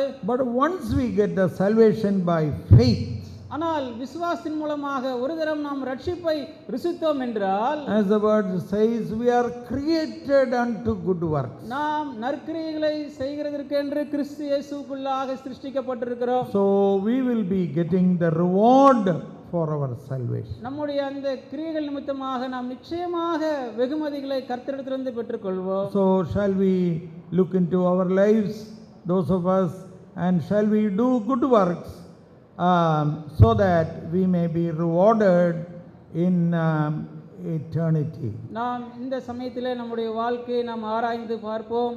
அது நிமித்தமாக நாம் தொடர்ந்து நம்முடைய வாழ்க்கையிலே நாம் நற்கிரியைகளை செய்கிறவர்களாக இருப்போம். அதன் மூலமாக கர்த்தர் நிச்சயமாக வெகுமதியை அருளுவார். As I told you, there are two types of judgment. One is the unbeliever, whether he should be allowed in eternity or heaven or not. But there is another judgment to believers, that is to decide our reward. இரண்டு விதமான நியாய தீர்ப்புகள் நிச்சயம் உண்டு என்று நாம் பார்த்தோம். அவிசுவாசிகளுக்கு அவர்கள் மரணத்துக்கு பிற்பாடு கர்த்தரோடு இருப்பார்களா இல்லையா என்கிற நியாய தீர்ப்பு. ஆனால் விசுவாசிகளாகிய நமக்கு நாம் செய்த இந்த கிரியைகளின் அடிப்படையில் நமக்கு வெகுமதிகளை கர்த்தர் அருளுகிற ஒரு நியாய தீர்ப்பு உண்டு. So this has made death very insignificant in the sense that there is grand victory. So Apostle Paul in 1 Corinthians chapter 15, he says, "O death, where is thy sting? O grave, where is your victory?" இந்த ஒரு வெகுமதியை பெறுவோம் என்கிற நம்பிக்கை இருக்கிறபடினாலே மரணம் என்று சொன்னால் அதற்கு ஒரு முக்கியமே இல்லாமல் அங்கே போய்விடுகிறது. ஆகினால தான் அப்போஸ்தலனாகிய பவுல் இங்கே எழுதின வண்ணமாக மரணத்தை பார்த்து நாம் விதமாக சொல்ல முடியும், மரணமே உன் கூர் எங்கே, பாதாளமே உன் ஜெயம் எங்கே. So Satan is telling us, one day I will catch you, your life will be no more. So where is your victory? சாத்தானானவன் ஒருவேளை நம்மை பார்த்து சொல்லலாம், ஒரு நாளிலே நான் உன்னை பிடித்து விடுவேன், நான் உன்னை ஜெயித்து விடுவேன் என்பதாக அவன் சொல்லுவான். So he has kept all the people in the world. Hebrews chapter 2 and verse 14 and 15, you read. எபிரேயர் நிருபத்திலே 2ஆம் அதிகாரம் Gives a very great fear of death. எல்லாரையும் அங்கே சாத்தானவன் அங்கே மரண பிடியில் அவன் அங்கே வைக்கிறான். மரண பயம் எல்லா மனிதர்களுக்கும் உண்டு என்று நாம் எபிரேயர் 2:14-15 நாம் வாசிக்கிறோம். Satan says, "Hey, I will catch you one day and you will be dead. Then what will you do? You will die." So, fear. சாத்தான் என்ன சொல்கிறான் என்றால், நான் நிச்சயம் ஒரு நாளிலே நான் உன்னை பிடித்து விடுவேன், உன்னை நான் சாகடிப்பேன் என்று அவன் அங்கே சொல்லுகிறான். ஆகினாலே எல்லாருடைய உள்ளத்திலும் மரண பயம் இருந்து கொண்டிருக்கிறது. Read that verse. எபிரேயர் 2ஆம் அதிகாரம் 14-15 வசனங்கள். ஆதலால் பிள்ளைகள் மாம்சத்தையும் இரத்தத்தையும் உடையவர்களாயிருக்க அவரும் அவர்களைப் போல மாம்சத்தையும் இரத்தத்தையும் உடையவரானார். மரணத்துக்கு அதிகாரியாகிய பிசாசானவனை தமது மரணத்தினாலே அழிக்கும்படிக்கும் ஜீவ காலமெல்லாம் மரண பயத்தினாலே அடிமைத்தனத்திற்கு உள்ளானவர்கள் யாவரையும் விடுதலை பண்ணும்படிக்கும் அப்படியானார். The death of the Lord Jesus Christ on the cross, Kalvari சிலுவையிலே கர்த்தராகிய இயேசு கிறிஸ்துவினுடைய மரணமானது delivered us from this fear of death. இந்த மரண பயத்திலிருந்து நம்மை விடுதலையாக்கிற்று. Sometimes believers also have fear of death. சில சமயங்களிலே விசுவாசிகளுக்கு கூட இந்த மரண பயம் உண்டு. What will happen? They have believed, they know that they will get eternal life, they know the word of God is true, they have tasted the Lord, but still there is a fear. அவர்கள் விசுவாசித்திருக்கிறவர்கள் தான் நித்திய ஜீவனுடைய நிச்சயம் அவர்களுக்கு உண்டு. ஆனாலும் கூட மரண பயம் உள்ள விசுவாசிகள் உண்டு. We have to get victory. நாம் ஜெயம் பெற்றாக வேண்டும். Don't give victory to Satan. சாத்தானுக்கு நீங்கள் அந்த ஜெயத்தை கொடுக்க வேண்டாம். Don't give victory to death. மரணத்திற்கு அந்த ஜெயத்தை கொடுக்க வேண்டாம். The sting of the death is sin. மரணத்தின் கூர் அங்கே பாவமாக இருக்கிறது. The strength of sin is law. But thanks be to God which give us victory through our Lord Jesus Christ. மரணத்தின் கூர் பாவம், பாவத்தின் பலன் நியாயப்பிரமாணம். நம்முடைய கர்த்தராகிய இயேசு கிறிஸ்துவினாலே நமக்கு ஜெயம் கொடுக்கிற தேவனுக்கு ஸ்தோத்திரம்.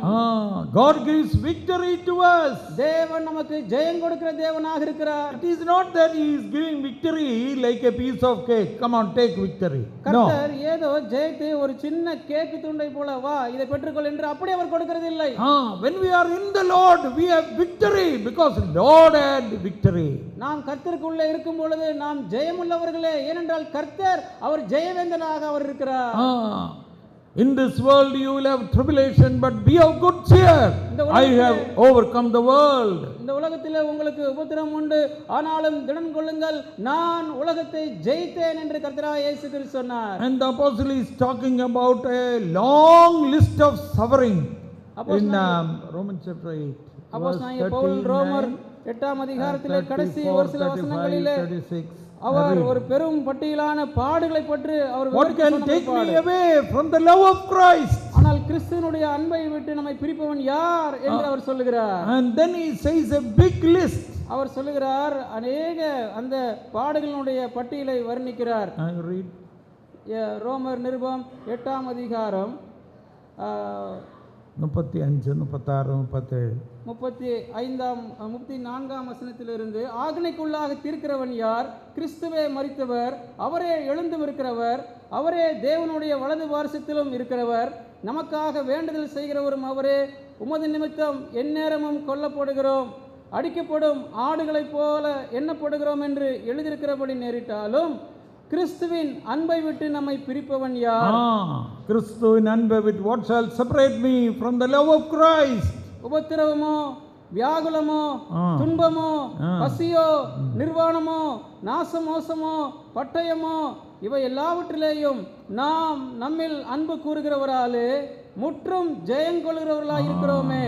We are more than conquerors through Christ. கிறிஸ்து இயேசுவினாலே நாம் முற்றும் ஜெயங்கொள்கிறவர்களாய் இருக்கிறோம். So Apostle Paul here in this verse, he says that we should not be worried about all these problems.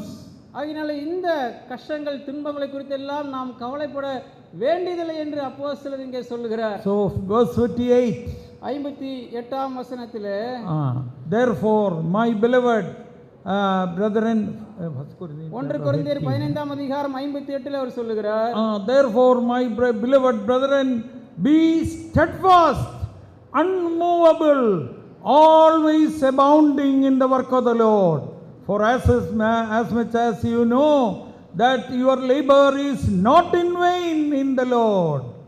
ஆகையால் எனக்கு பிரியமான சகோதரரே, கர்த்தருக்குள் நீங்கள் படுகிற பிரயாசம் விருதாவாய் இராதென்று அறிந்து நீங்கள் உறுதிப்பட்டவர்களாயும் அசையாதவர்களாயும் கர்த்தருடைய கிரியையிலே எப்பொழுதும் பெருகுகிறவர்களுமாயும் இருப்பீர்களாக. Shall we be steadfast? நாம் கர்த்தரிலே உறுதிப்பட்டவர்களாய் இருப்போமாக. In our faith, நம்முடைய விசுவாசத்திலே உறுதியாய் இருப்போமாக.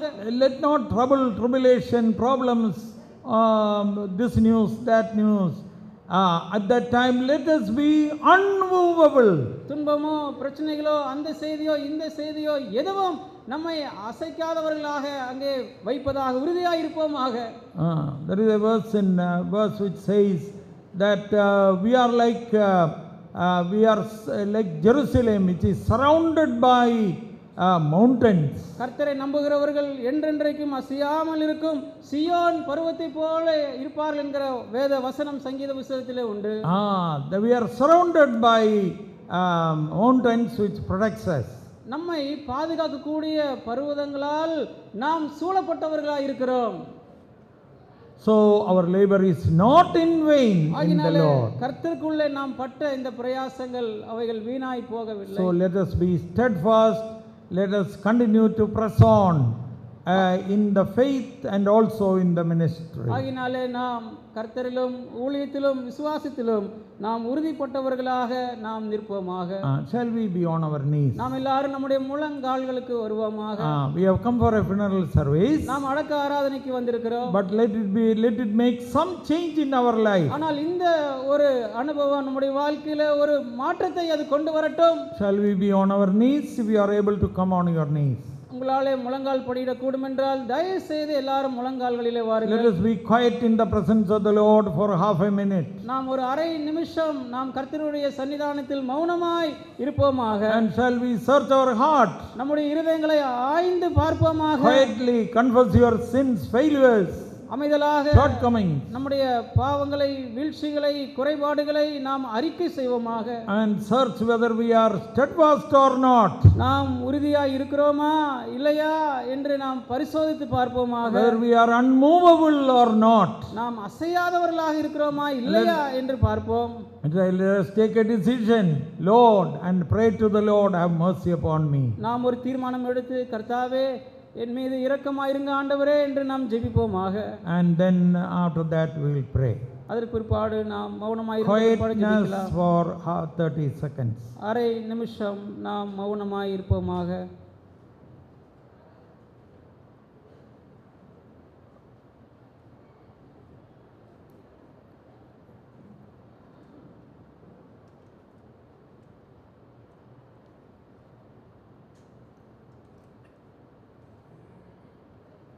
எங்களை நேசிக்கிறோம் பிதாவே, ஏர்மேன் இந்த நேரத்துக்காக ஸ்தோத்திரம், கொடுக்கப்பட்ட ஆலோசனைகளுக்காக ஸ்தோத்திரம், கொடுக்கப்பட்ட வசனங்களுக்காக ஸ்தோத்திரம். கர்த்தாவே, தெய்வமே, ஏர்மேன் சோதரனுடைய ஃபினல் சர்வீஸில் கர்த்தாவே, எங்களுடைய வாழ்க்கையிலே கர்த்தாவே, ஏர்மேன் சோதரன் வாழ்க்கையிலும் எல்லாம் மറ്റുள்ளவரை நீதிக்கு நடத்தினோம். கர்த்தாவே, சோதரன் ரிவார்டு உண்டு, அது மாற்ற முடியாது, அதை கூட்ட முடியாது, குறைக்க முடியாது. கர்த்தாவே, சோதரன் செய்ததுக்கு எல்லாம் பலன் ஒரு கலசம் தண்ணீருக்கு கூட கொடுத்தா கூட ஆண்டவருடைய நாமத்தில் கொடுத்தாலே அவருக்கு ரிவார்டு கிடைக்கும்னு சொல்லியிருக்கு. கர்த்தாவே, how much more for a person who lived for the Lord all his life, who obeyed, who suffered, who has been steadfast all his life.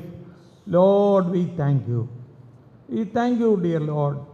Lord, enable us to search our lives and commit and commend our life, dear Lord. Lord, have mercy upon us. We pray in Jesus Christ's precious name.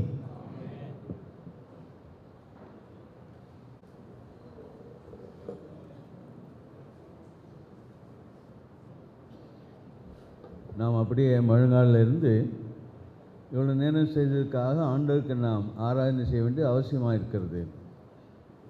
நேரத்துக்கு அதிகமாக இல்லாதனால ஒவ்வொருவர் மாத்திரம் சொல்லுகிற சபையிலே ஒவ்வொருவர் மாத்திரம் தயவுசெய்து ஆராதிக்குமாறு உங்களை அடிமைன்னு கேட்டுக்கொள்கிறோம். முதலாவது சாலையில் இருக்கிற ஒரு சகோதரன் ஒரு சகோதரி முதலாவது ஆண்டவரை ஆராதிக்குமாறு கேட்டுக்கொள்கிறோம். அடுத்தபடியாக பெனியல், செட்டிமேடு, கோயில்பட்டி, பெனியலில் இருக்கிறவர்கள், சாலையில் இருக்க ஒரு சகோதரன் ஒரு சகோதரி தயவுசெய்து நீங்கள் மாத்திரம் இப்படியே ஆராதிக்குமாறு உங்களுடைய அன்பு கேட்டு. நேரத்தில் முடியினாக அதிகமாக செய்ய முடியவில்லை. ஆக இவர்கள் மாத்திரம் 5 பேர் மாத்திரம் தயவுசெய்து சீக்கிரமாக சுருக்கமாக ஆராதிக்க முடியாது கேட்டுக்கொள்கிறோம்.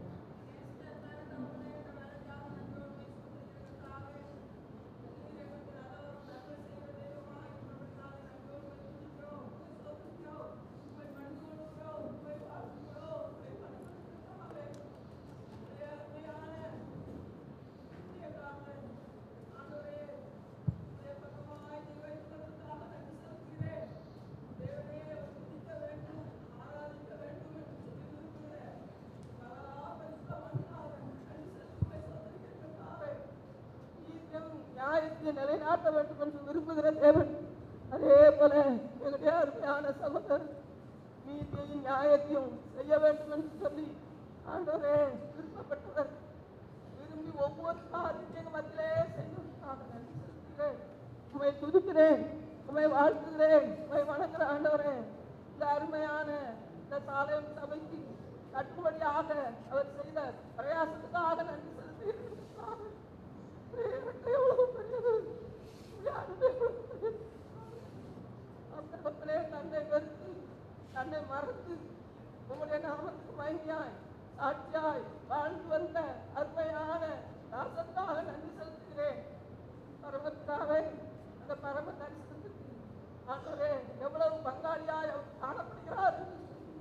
உண்மை நான் ஆராதித்து போகிறேன். அவர் விட்டு சென்ற ஆண்டவரே சாலை சபைக்காக, சபையாருக்காக ஆண்டவரே உண்மை நன்றி செலுத்தி போகிறேன்.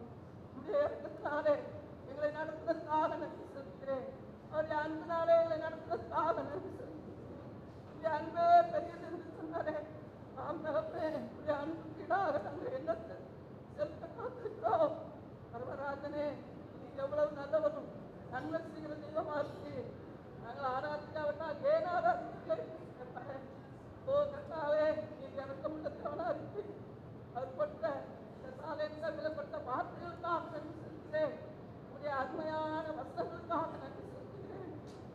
எங்களுடைய உள்ளத்தின் ஆழத்தை மூடியிருப்பாய். உமக்கு மனமார்ந்த நன்றி சொல்லி இப்பொழுது யார் சகோதரி அதுவே உமக்கு சுத்தமான காரியம்.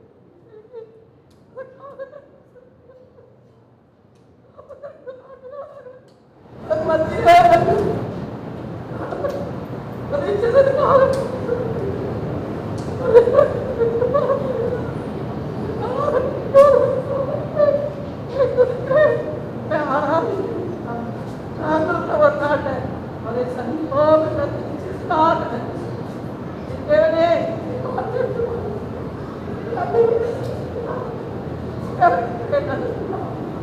ஆமென். எல்லா துறையும் மாத்திரமாயிருக்கிறேன் எங்கள் பரிசுத்தமுள்ள நல்ல தகப்பனே, இந்த நல்ல நாட்களுக்காக நன்றிகளை துதிக்கிறோம், ஸ்தோத்திரிக்கிறோம் கர்த்தாவே. அருமையான எங்களுடைய ஊழியக்காரரை உடைய சமூகத்தில் நன்றி செலுத்துகிறேன், ஸ்தோத்திரிக்கிறேன் கர்த்தாவே. மட்டுமாக எங்களுக்கு நீ அவரை ஊழியக்காரராக நீ தந்தமைக்காக நன்றி. எங்களை அருமையான முறையிலே நீரூற்ற அண்டையிலே எங்களை வழிநடத்தினமைக்காக உமக்கு நன்றி. நீ செய்த அவர் மூலமாய் இந்த ஊழியங்கள் நிறைவேறவும் எங்களுக்கு ஒரு தகப்பன் போல அவர் காணப்படவும் கிருபை செய்தமைக்காக உமக்கு நன்றி. சகோதரனாக வாபித்து அவர் அன்பு செலுத்தி நீடிய சாந்தத்தோடு கரவலாடுகளை நடத்துவது போல் எங்களை நடத்த அவரை நீர் பயன்படுத்தினமைக்காக உமக்கு கோடி நன்றி சோத்திரம் ஆண்டவரே. மரண பணியந்தும் அவர் உமக்கு சாட்சியாய் ஊழியம் செய்தமைக்காக நன்றி. கர்த்தாவே, இப்பொழுதும் கொண்டு வந்த வார்த்தைகளின்படி நாங்கள் கீழ்ப்படிந்து நடக்க சபை கர்த்தாவே உம்முடையதாக இருக்கிறபடியினாலே கர்த்தாவே உயிர் மீட்சி அடைந்த நிலைமையிலே அவர் இல்லாத இடத்திலே பரிசுத்த ஆவியானவர் தானே நின்று இந்த மறு நாட்களிலே எங்களுக்கு நீர் போதுமானவராக இருப்பீர் என்ற விசுவாசத்திலே உமக்கு நன்றி செலுத்துகிறேன், ஸ்தோத்திரிக்கிறேன் தாவே. விதமாக இந்த குடும்பத்துக்கும் எங்களுக்கும் ஆறுதலின் தேவனாக இருந்து வழி நடந்து போகிறமைக்காக உங்கள் கூடி நன்றி செலுத்துகிறேன், ஸ்தோத்திரிக்கிறேன் தாவே. முற்றிலுமாக தாழ்த்துகிறேன். அவர் மூலமாய் நிறைவேற்றின ஊழியங்கள் குறைவிட்டு போகாமல் நிறைவு பாட நீர் கிருபை செய்தல வேண்டும் என்றும் கர்த்தராகிய இயேசு கிறிஸ்துவின் நாமத்தினாலே துதியோர் ஸ்தோத்திரத்தோடு இந்த ஆராதனையை எடுத்து படைக்கிறேன். ஏற்றுக்கொள்ளும் பரலோக நல்ல பிதாவே, ஆமென்.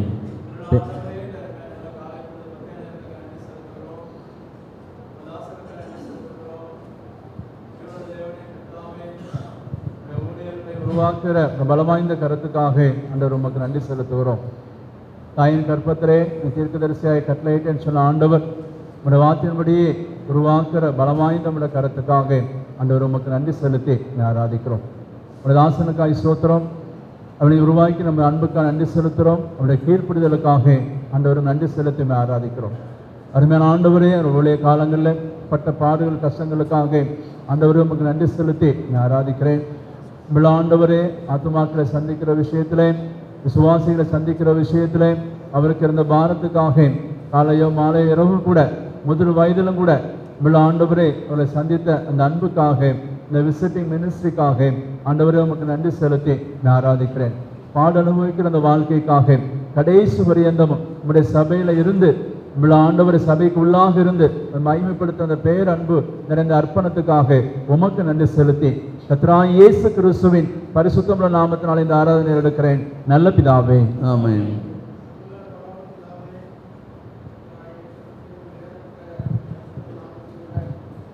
பாதமடைந்து போற்றி புகழ்ந்து வாழ்த்து வணங்குகிறோம். அருமையான மூத்த ஊழியக்கார் மனோகர பாண்டியன் அவர்களுக்காக நன்றி செலுத்துகிறோம். அவருடைய வாழ்க்கைக்காக நன்றி செலுத்துகிறோம். செட்டுமேட்டிலே அவர் செய்த ஊழியங்களை நாங்கள் நினைவு கூறுகிறோம். கர்த்தாவே, நிமித்தமாக உண்மை ஆராதித்து உண்மை தொழுது கொள்கிறோம். அது மாத்திரமல்ல, என்னை நீர் அவர் மூலமாக வளர்த்த நாளுக்காக நன்றி செலுத்துகிறோம். கர்த்தாவே, சிறுவது முதல் கொண்டு கர்த்தரை அறியத்துக்கதான ஒரு வழியை அவர் மூலமாக நீர் தெரிந்து கொண்டதுக்காக உமக்கு நன்றி செலுத்துகிறோம். கர்த்தாவே, அவர் எங்கு சென்றாலும் உடைய ஊழியத்திலே உண்மையுள்ள ஊழியக்காரராக செயல்பட்டதுக்காக நன்றி செலுத்துகிறோம். கர்த்தாவே, உண்மை ஆராதித்து உண்மை தொழுது கொள்கிறோம். கர்த்தாவே, இந்த நாளிலும் கூட ஆழக்காலையும் கூட கர்த்தாவே நேர்த்தியாய் அழகாய் அலங்காரமாக இந்த நாளில் கூட காணப்பட்டதுக்காக நன்றி செலுத்தி உம்மை துதிக்கிறோம் கர்த்தாவே. குடும்பத்துக்காக நன்றி செலுத்துகிறோம். ஐஸ்க்காக இன்னும் கூட லிடியா குடும்பத்துக்காக நன்றி செலுத்துகிறோம். அவர்களை ஆசீர்வதிப்பதாக தேவ சமாதானத்தினை அவர்கள் கட்டிட்டு அவர்களை வழிநடத்தும்படியாக கர்த்தரும் அருமை ரட்சகருமாய் இருக்கிற இயேசு கிறிஸ்துவின் விளையாடப்பட்ட பரிசுத்த நாமத்திலே வேண்டிக் கொள்கிற நல்ல பிதாவே. ஆமென்.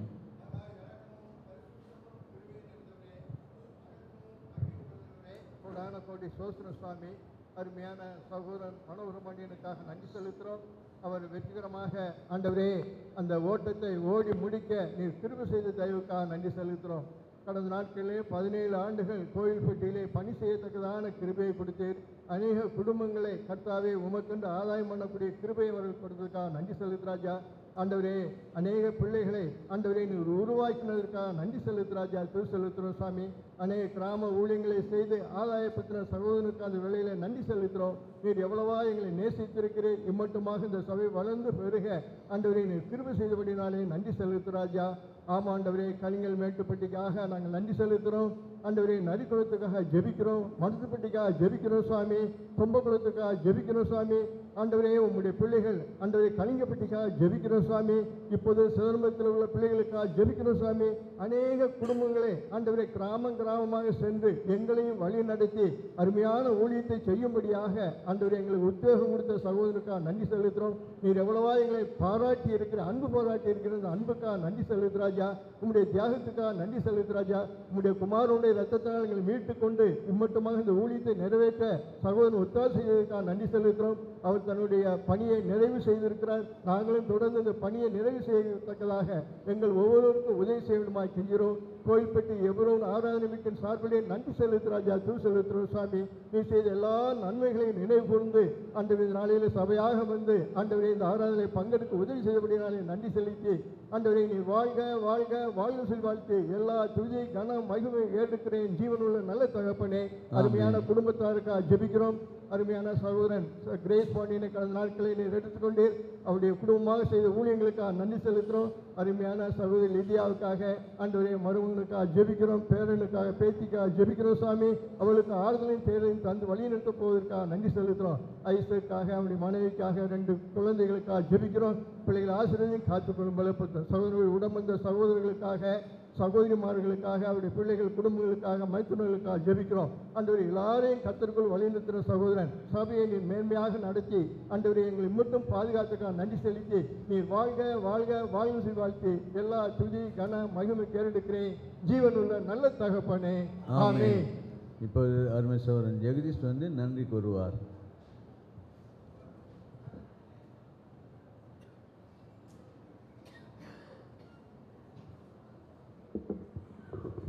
கிறிஸ்துவுக்குள் பிரியமான சகோதர சகோதரிகளே, இந்த பாரமான நேரத்திலே நீங்கள் எல்லாரும் வந்து அருமையான சகோதரனுடைய ஊழியங்களையும் அவருடைய அன்பையும் பகிர்ந்து கொண்டதற்காக குடும்பத்தார் சார்பிலும் சாலேம் சபையார் சார்பிலும் நாங்கள் உங்களுக்கு நன்றியை தெரிவித்துக் கொள்கிறோம். இந்த நாளில் ஆண்டவரை மட்டுமாக உதவி செய்தார். அருமையான சகோதரன் விட்டு சென்ற ஊழியங்களை நாங்கள் நிறைவேற்றுவதற்கு உங்கள் அனைவருடைய ஒத்தாசையும் அனைவருடைய வழிநடத்துதலையும் நாங்கள் எதிர்பார்த்து ஜெபத்திலே எங்களை நீங்கள் தாங்கி இந்த ஊழியை முன்னெடுத்து செல்ல நீங்கள் எங்களுக்கு உறுதுணையாக இருக்க நாங்கள் வேண்டிக் கொள்கிறோம். இப்பொழுதும் இங்கே இருந்து அங்கே அடக்க இடத்திற்கு செல்வதற்கு வாகனங்கள் ஏற்பாடு செய்யப்பட்டிருக்கிறது. அங்கேருந்து திரும்பி இங்கே வருவதற்கு வாகனங்கள் ஏற்பாடு செய்யப்பட்டிருக்கிறது. வந்திருக்கிற அனைவரும் அருமையான சகோதரின் சார்பிலே கேட்கிறேன், அந்த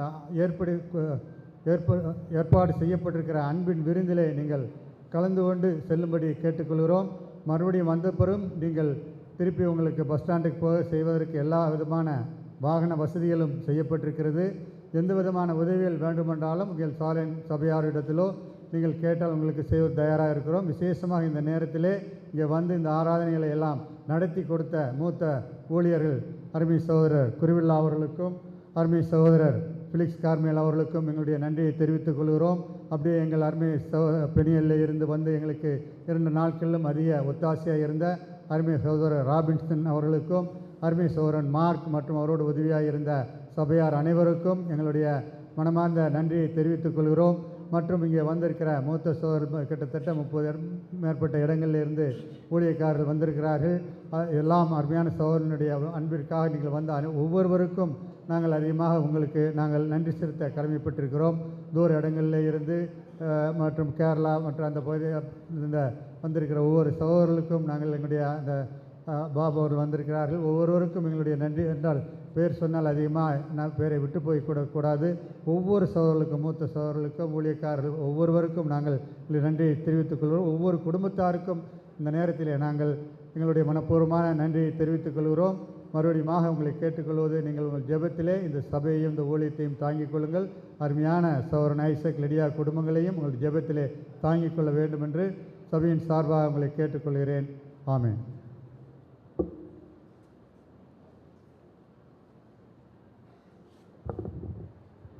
இப்போது கடைசி ஜெபம் ஆசீர்வாதம் இருக்கும்.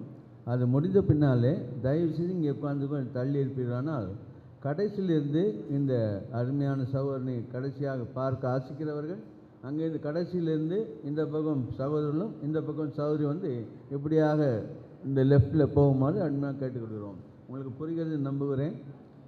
இந்த ஆசீர்வாதமும் ஜெபமும் ஆசீர்வாதம் முடிந்த பின்னாலே இந்த ஊழியை முன்னெடுத்து செல்ல நீங்கள் எங்களுக்கு உறுதுணையாக இருக்க நாங்கள் வேண்டிக் கொள்கிறோம். இப்பொழுதும் இங்கே இருந்து அங்கே அடக்க இடத்திற்கு செல்வதற்கு வாகனங்கள் ஏற்பாடு செய்யப்பட்டிருக்கிறது. அங்கேருந்து திரும்பி இங்கே வருவதற்கு வாகனங்கள் ஏற்பாடு செய்யப்பட்டிருக்கிறது. வந்திருக்கிற அனைவரும் அருமையான சகோதரின் சார்பிலே கேட்கிறேன், அந்த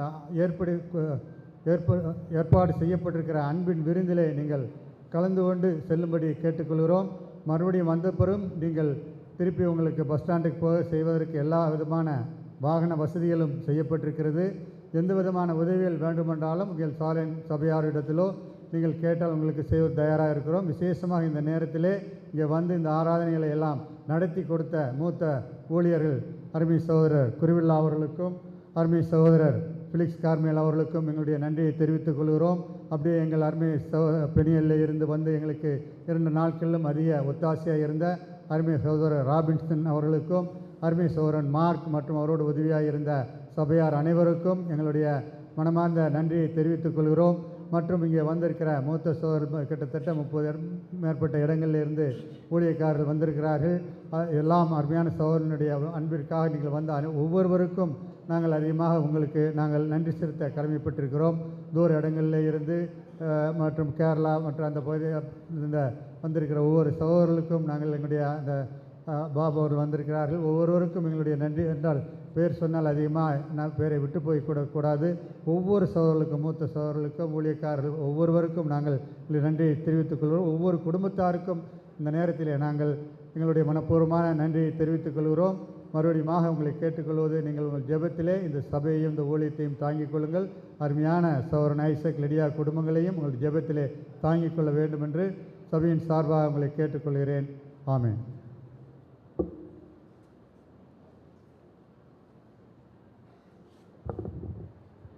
இப்போது கடைசி ஜெபம் ஆசீர்வாதம் இருக்கும்.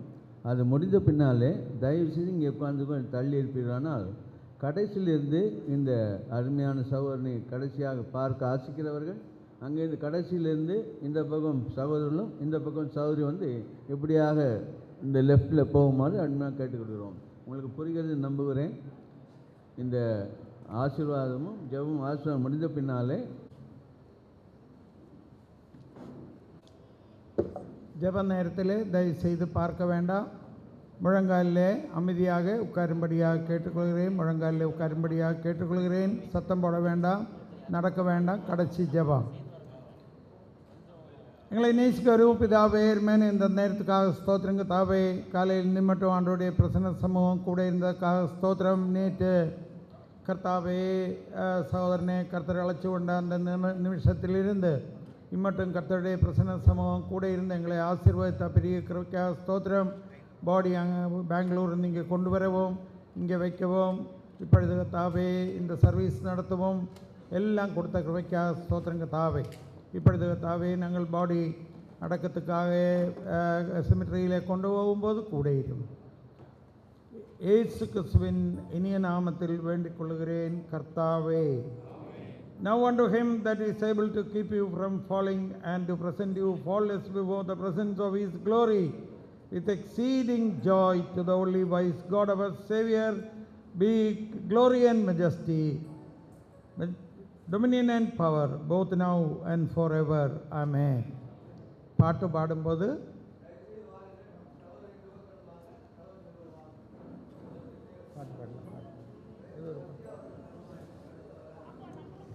பாடிட்டே இருங்க.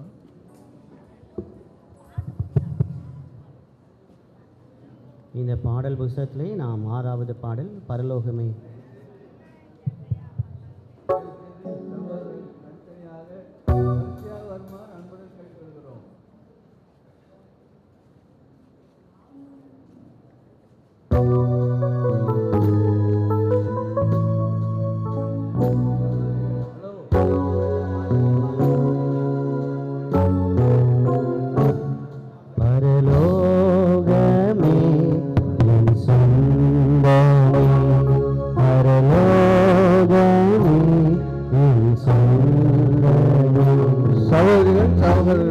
தனித்தனியாக வந்து பார்த்து போகுமாறு அன்புடன் கேட்டுக்கொள்கிறோம். இந்த பக்கம் வழி விடுங்கம்மா, அந்த பக்கம் நிற்காதீங்க, பேர் சொல்ல வேண்டாம், வழி விடுங்கம்மா.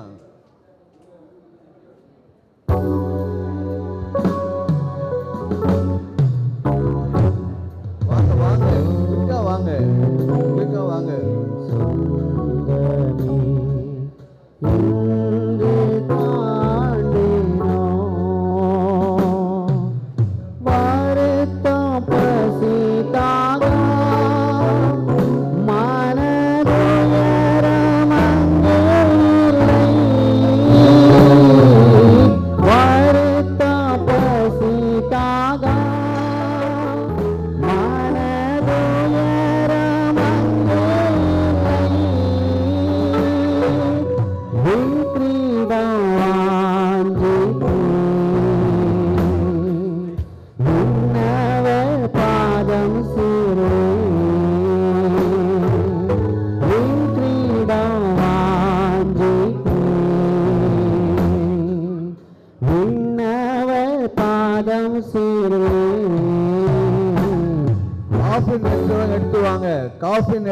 எடுத்துட்டு வாருங்கள், காஃபின் எடுத்துக்கொண்டு எடுத்து வாங்க, சீக்கிரம் எடுத்து வாங்க, பெட்டி எடுத்து வாருங்கள்.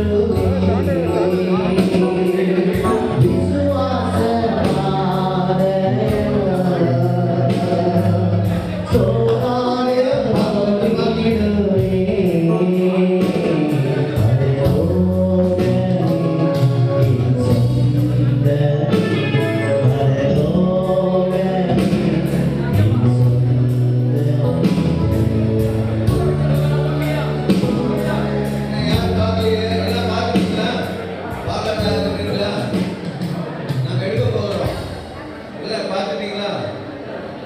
யாராவது பார்க்கலாம் தயவுசெய்து பாருங்க.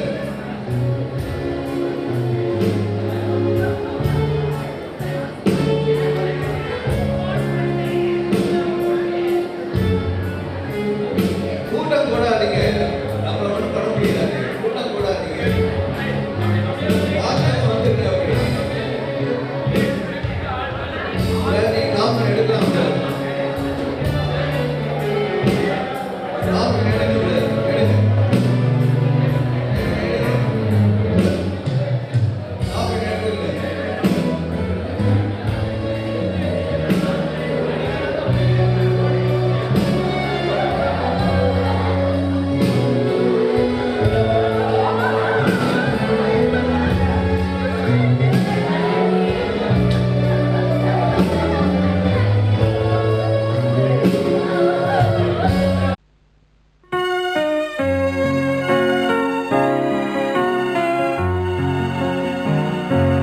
ஜோதி தோன்றும் தேசமுண்டு,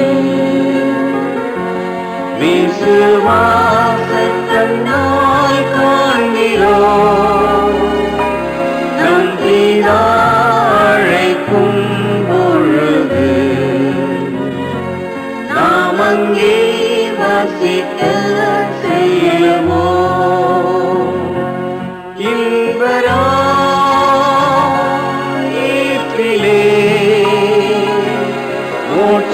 மோட்சக்காரையில் நாம் சந்திப்போம். இன்பராயிற்றிலே மோட்சக்காரையில் நாம் சந்திப்போம்.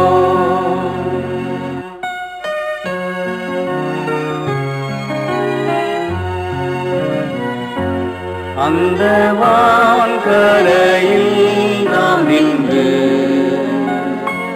விண்ணோர் கீதங்களை பாடுவோம். துக்கம் யாவும் மற்று மகிழ்ந்து சுத்தரில் ஆறுதல் அடைவோம். இன்பரா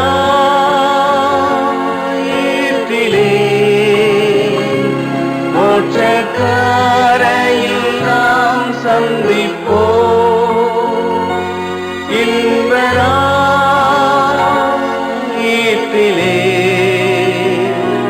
மோட்சக்காரையில் நாம் சந்திப்போம்.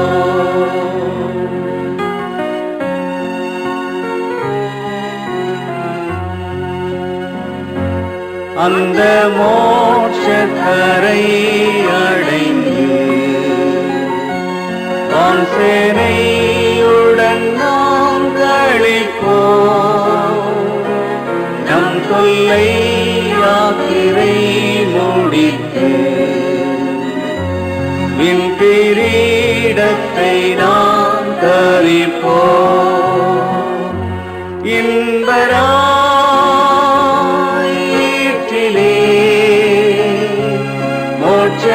மோட்சக்காரையில் நாம் சந்திப்போம்.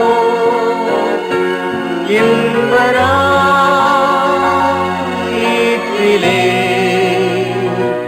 மோட்சக்காரையில் நாம் சந்திப்போம்.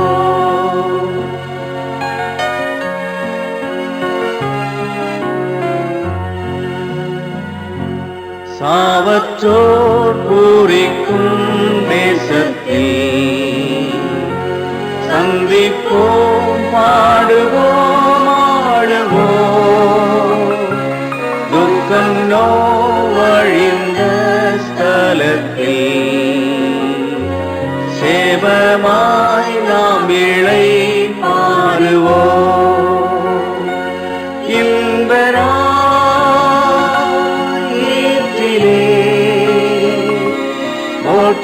மோட்சக்காரையில் நாம் சந்திப்போம்.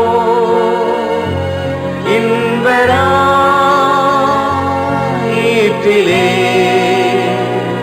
மோட்சக்காரையில் நாம் சந்திப்போம்.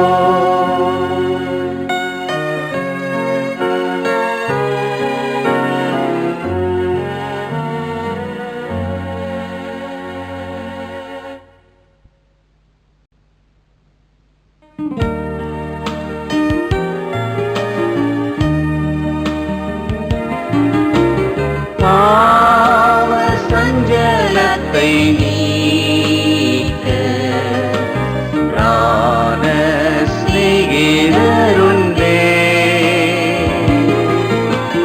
பாவ பாரம் தீர்ந்து போக மீட்பர் பாதம் தஞ்சமே.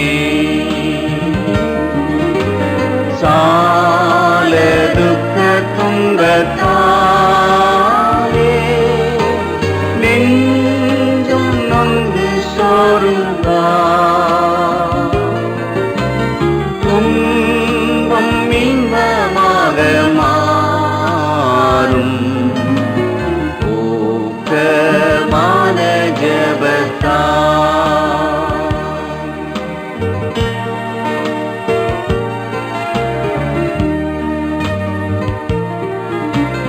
கஷ்ட நஷ்டம் உண்டானால் அழகாய் நிற்கும் யார் இவர்கள், தீரளாய் நிற்கும் யார் இவர்கள், சேனை தலைவராமேசுவின் போற்றளத்தில் அழகாய் நிற்கும் யார் இவர்கள், அழகாய் நிற்கும் யார் இவர்கள்.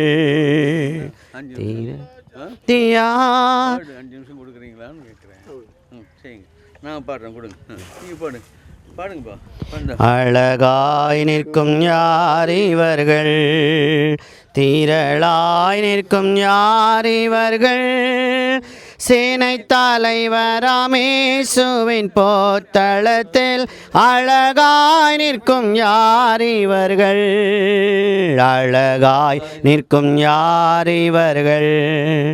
எல்லா ஜாதியார், எல்லா கோத்திரம், எல்லா மொழியும் பேசும் மக்களாம் சிலுவையின் கீழ் இயேசு இரத்தத்தால் சீர் போராட்டம் செய்து முடித்தோர் அழகாய் நிற்கும் யார் இவர்கள், தீரளாய் நிற்கும் யார் இவர்கள், சேனை தலைவராமேசுவின் போற்றளத்தில் அழகாய் நிற்கும் யார் இவர்கள், அழகாய் நிற்கும் யார் இவர்கள். ரட்சிக்கப்பட்டோர் அலங்காரமாய் அங்கிகளை வெண்மையாக்கினோர் மாசு கரைகள் ஆரவே நீக்கி கிறிஸ்துவினால் மீட்கப்பட்டோர் அழகாய் நிற்கும் யார் இவர்கள், தீரளாய் நிற்கும் யார் இவர்கள், சேனை தலைவராமேசுவின் போற்றளத்தில் அழகாய் நிற்கும் யார் இவர்கள், அழகாய் நிற்கும் யார் இவர்கள். ரொம்ப இல்லை, சின்ன ஜெபம். Gracious Heavenly Father, in the highly exalted name of our Lord and Savior Jesus Christ, once more we follow thy footstool, Lord, remembering all that thy servant, our dear Uncle Manohar Pandian, Lord, in the land of the living has achieved for thee, Lord. We worship and praise it, and now we brought the mortal remains to be buried, Lord. Maddawa to Maddawa, return thou hast said, Lord. So even in the last moments, glorify thy name, exalt thy name, and prepare us also to live a life that has been left behind by thy servant. Commit this brief time of the ministry in the loving hands. Offer this prayer worship with thanksgiving in Jesus' precious name. Amen. வசனம் யோவான் சுவிசேஷம் 5ஆம் அதிகாரம் 28-29. யோவான் சுவிசேஷம் 5ஆம் அதிகாரம் 28-29. இதை குறித்து நீங்கள் ஆச்சரியப்பட வேண்டாம். ஏனென்றால் பிரேத குழியில் உள்ள அனைவரும் அவருடைய சத்தத்தை கேட்கும் காலவரும். அப்பொழுது நன்மை செய்வர்கள் ஜீவனை அடிமையிலிருந்து எழுந்திருக்கலாவும், தீமை செய்வர்கள் ஆக்கினை அடிமையை எழுந்திருக்கலாவும் புறப்படுவார்கள். கிறிஸ்துவுக்குள் அன்பானவர்களே, இந்த உம்முடைய ஊழியக்காரர் மனோகர் பாண்டியன் அவருடைய அடக்காரதனிலே இப்பொழுது நம்முடைய சகோதரனை இங்கே விதைக்க சென்று விதைக்கப் போகிறோம். ஒரு நாளே இந்த விதையானது முளைத்து எழும்பும் என்ற நம்பிக்கையோடு கூட இப்பொழுது அவரை இந்த இடத்தில் அடக்கம் பண்ணிடும். ஆனால் வேதம் சொல்கிறது, நன்மை செய்வர்கள் ஜீவனை அடிமடி எழுந்திருக்கலாவும், தீமை செய்வர்கள் ஆக்கினை அடிமடி எழுந்திருக்கவும் புறப்படுவார்கள். நாம் கர்த்தராகிய இயேசு கிறிஸ்துவின் மூலமாக அவருடைய இரத்தத்தின் மூலமாக கழுவப்பட்டால் நீதிமான் பரிசுத்தவான் தேவனுடைய பிள்ளை என்ற மேன்மையை கொடுக்கிறார். ஆண்டவர் ஆண்டவராக இயேசு கிறிஸ்துவுடைய கனமான ஊழியக்காரன் நன்மை செய்கிற அந்த உலகத்தில் வாழ்ந்தார். இப்பொழுது அவர்கள் அங்கே ஜீவனுக்குள்ளாக பிரவேசித்திருக்கார்கள். நம்முடைய வாழ்க்கையில் நாம் எப்படி இருக்கும்? நமக்கு ஒரு நாளை ஒரு பிரேதைக்குழி உண்டு. நாம் ஆண்டவரை ஏற்றுக்கொண்டு ஆண்டவர் வழி நடந்து அவர் எத்தனை நாளை கழுவப்பட்டால் நிச்சயமாக நித்திய ஜீவன் உண்டு. ஆனால் இந்த ஆண்டவரை இயேசு கிறிஸ்துவின் மூலமாக பாவம் மன்னிப்பு நித்திய ஜீவன் உண்டு. ஆனால் வேதம் சொல்கிறது இங்கே நீங்கள் அப்பொழுது நன்மை சேவைகள் ஜீவனை அடிமடி எழுந்திருக்கவும் தீமை சேவைகள் ஆக்கினபடி எழுந்திருப்பார்கள். இன்றைக்கு ஜீவனையும் மரணத்தையும் நம்ம கீழ் கொடுத்திருக்கிறார். ஆசீர்வாதத்தையும் சாபத்தையும் கொடுத்திருக்கிறார். நாம் எதை சுதந்திரிக்க போகிறோம்? ஆசீர்வாதத்தையா சாபத்தையா? மரணத்தையா ஜீவனையா? இங்கே ஒரு வசனம் உண்டு, சங்கீதம் 89:48 மரணத்தை காணாமல் உயிரோடு இருப்பவன் யார்? தன் ஆத்மாவை பாதாள வல்லடிக்கு விலக்கி விடுக்கிறவன் யார்? ஆண்டவரை இயேசு கிறிஸ்து ஒருவர் மட்டுமே மனிதனுடைய ஆத்மாவை மீட்க முடியும். ஏனென்றால் நமக்காக மரணத்தை ருசி பார்த்தவர், தன் ஆத்மாவை மரணத்தில் ஊற்றி நம்மை மீட்டவர். இப்பொழுது இங்கே வந்திருக்கிற யாராவது ஆண்டவரே ஆத்மாவை குறித்து கரிசனமில்லை இருப்போம் என்றால், ஆண்டவரே மரணத்தை காணாமல் உயிரோடு ஒருவன் இருக்க முடியாது. ஆனால் தன் ஆத்மாவை பாதாள வல்லடிக்கு விலைக்க ஒருவர் உண்டு, அவர் தான் ஆண்டவரை இயேசு கிறிஸ்து. இந்த கனமான ஊழியத்தை ஊழியக்காரன் செய்து இன்றைக்கு நித்திய இழப்பால் பிரவேசித்திருக்கிறார். நம்முடைய வாழ்க்கையிலே நம்முடைய கிரிகளை நோக்கி பார்ப்போம். நாம் நன்மை செய்கிறோமா? ஆண்டவராக இயேசு கிறிஸ்து நாமத்தின் நிமித்தம் அவர் எத்தனை கழுவப்பட்டு அவர் நாம நிமித்தம் ஒரு கலசம் தண்ணி கொடுத்தவோட பலன் உண்டு. நம்முடைய அருமையான ஊழியக்காரன் தன் ஓட்டத்தை முடித்து இன்றைக்கு நன்மையை கண்டிருக்கிறார், ஜீவனை கண்டிருக்கிறார். நாம் எதை காண போகிறோம்? நம்மை ஆராய்ந்து பார்த்து ஆண்டவரே நான் எப்படிப்பட்ட நிலைமையில் இருக்கிறேன் என்பதை ஆராய்ந்து பார்த்து இன்னும் ஒரு விஷயமாக கத்தடத்தில் ஒப்பு கொடுக்க கத்த தாமே நமக்கு உதவி செய்வாராக. ஆமீன்.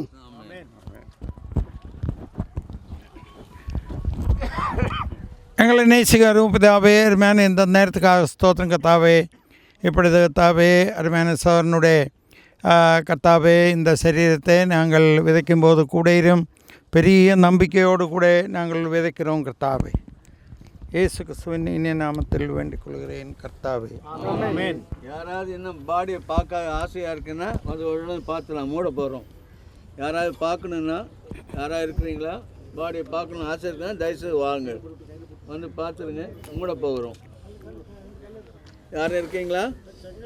Nobody.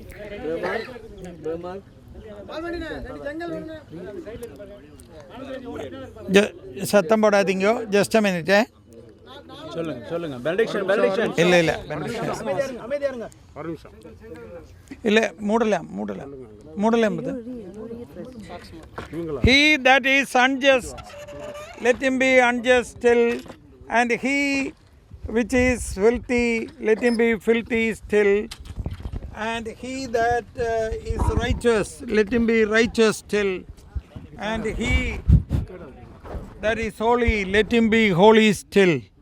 And behold, I come quickly, and my reward is with me, to give every man according to his work shall be. I am Alpha and Omega, the beginning and the end. Blessed are they that do these commandments, that they may have right to the tree of life, and may enter in through the gates into the city. For without are dogs and sorcerers and warmongers and murderers and idolaters and whosoever loveth and maketh a lie. அநியாயம் செய்கிறவன் இன்னும் அநியாயம் செய்யட்டும், அசுத்தமாயிருக்கிறவன் இன்னும் அசுத்தமாயிருக்கட்டும், நீதியுள்ளவன் இன்னும் நீதி செய்யட்டும், பரிசுத்தமுள்ளவன் இன்னும் பரிசுத்தமாகட்டும். இதோ சீக்கிரமாய் வருகிறேன். அவனவனுடைய கிரியைகளின்படி அவனவனுக்கு நான் அளிக்கும் பலன் என்னோட கூட வருகிறது. நான் அல்பாவும் ஒமேகாவும், ஆதியும் அந்தமும், முந்தினவரும் பிந்தினவருமாயிருக்கிறேன். ஜீவ விருட்சத்தின் மேல் அதிகாரம் உள்ளவர்களாவதற்கும் வாசல்கள் வழியாய் நகரத்திற்குள் பிரவேசிப்பதற்கும் அவருடைய கற்பனைகளின்படி செய்கிறவர்கள் பாக்கியவான்கள். நாய்களும் சூனியக்காரரும் விபசாரக்காரரும் கொலைபாதகரும் விக்கிரகாராதனைக்காரரும் பொய்யை விரும்பி அதன்படி செய்கிற யாவரும் புறம்பே இருப்பார்கள்.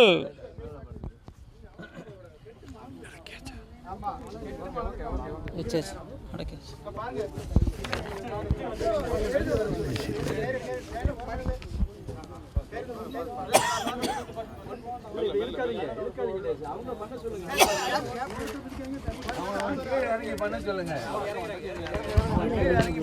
அவன் இருக்காதீங்க, இறங்கி எடுத்து சொல்லுங்க.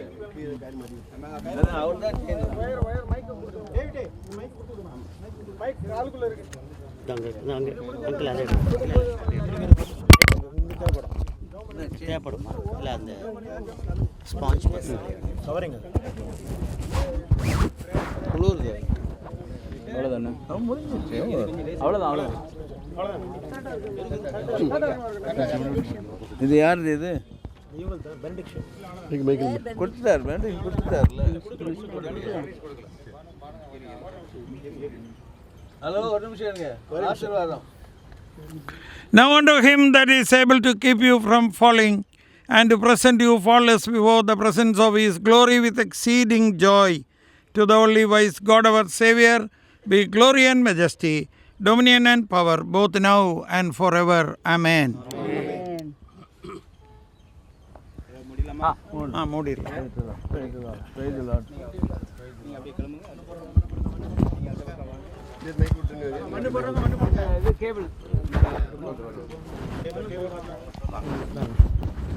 Okay okay.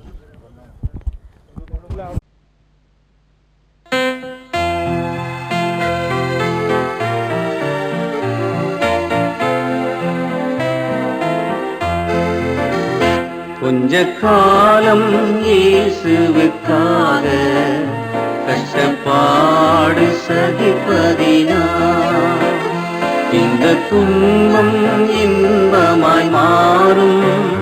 இயேசுவை நான் காணும்போது அவர் பாதம் விழுந்து பணிந்து ஆனந்த கண்ணீர் வடித்தேன். எந்த நோட்டம் ஜெயத்துடன் முடியும், அந்த நாடு சுதந்தரிப்பேன். எந்த நோட்டம் ஜெயத்துடன் முடியும், அந்த நாடு சுதந்தரிப்பேன்.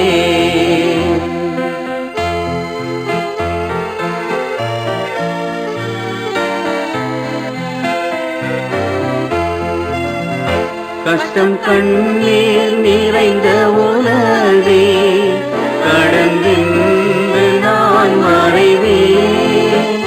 கஷ்டம் கண்ணீர் நிறைந்த உலகே கடந்தென்று நான் மறைவேன்.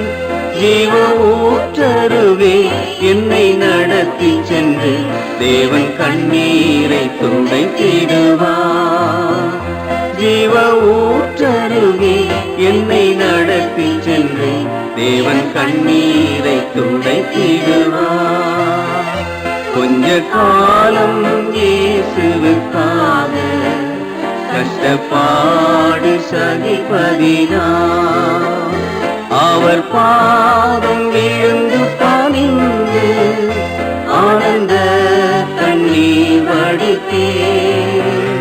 எந்த நோட்டம் ஜெயத்துடன் முடியும், அந்த நாடு சுதந்திர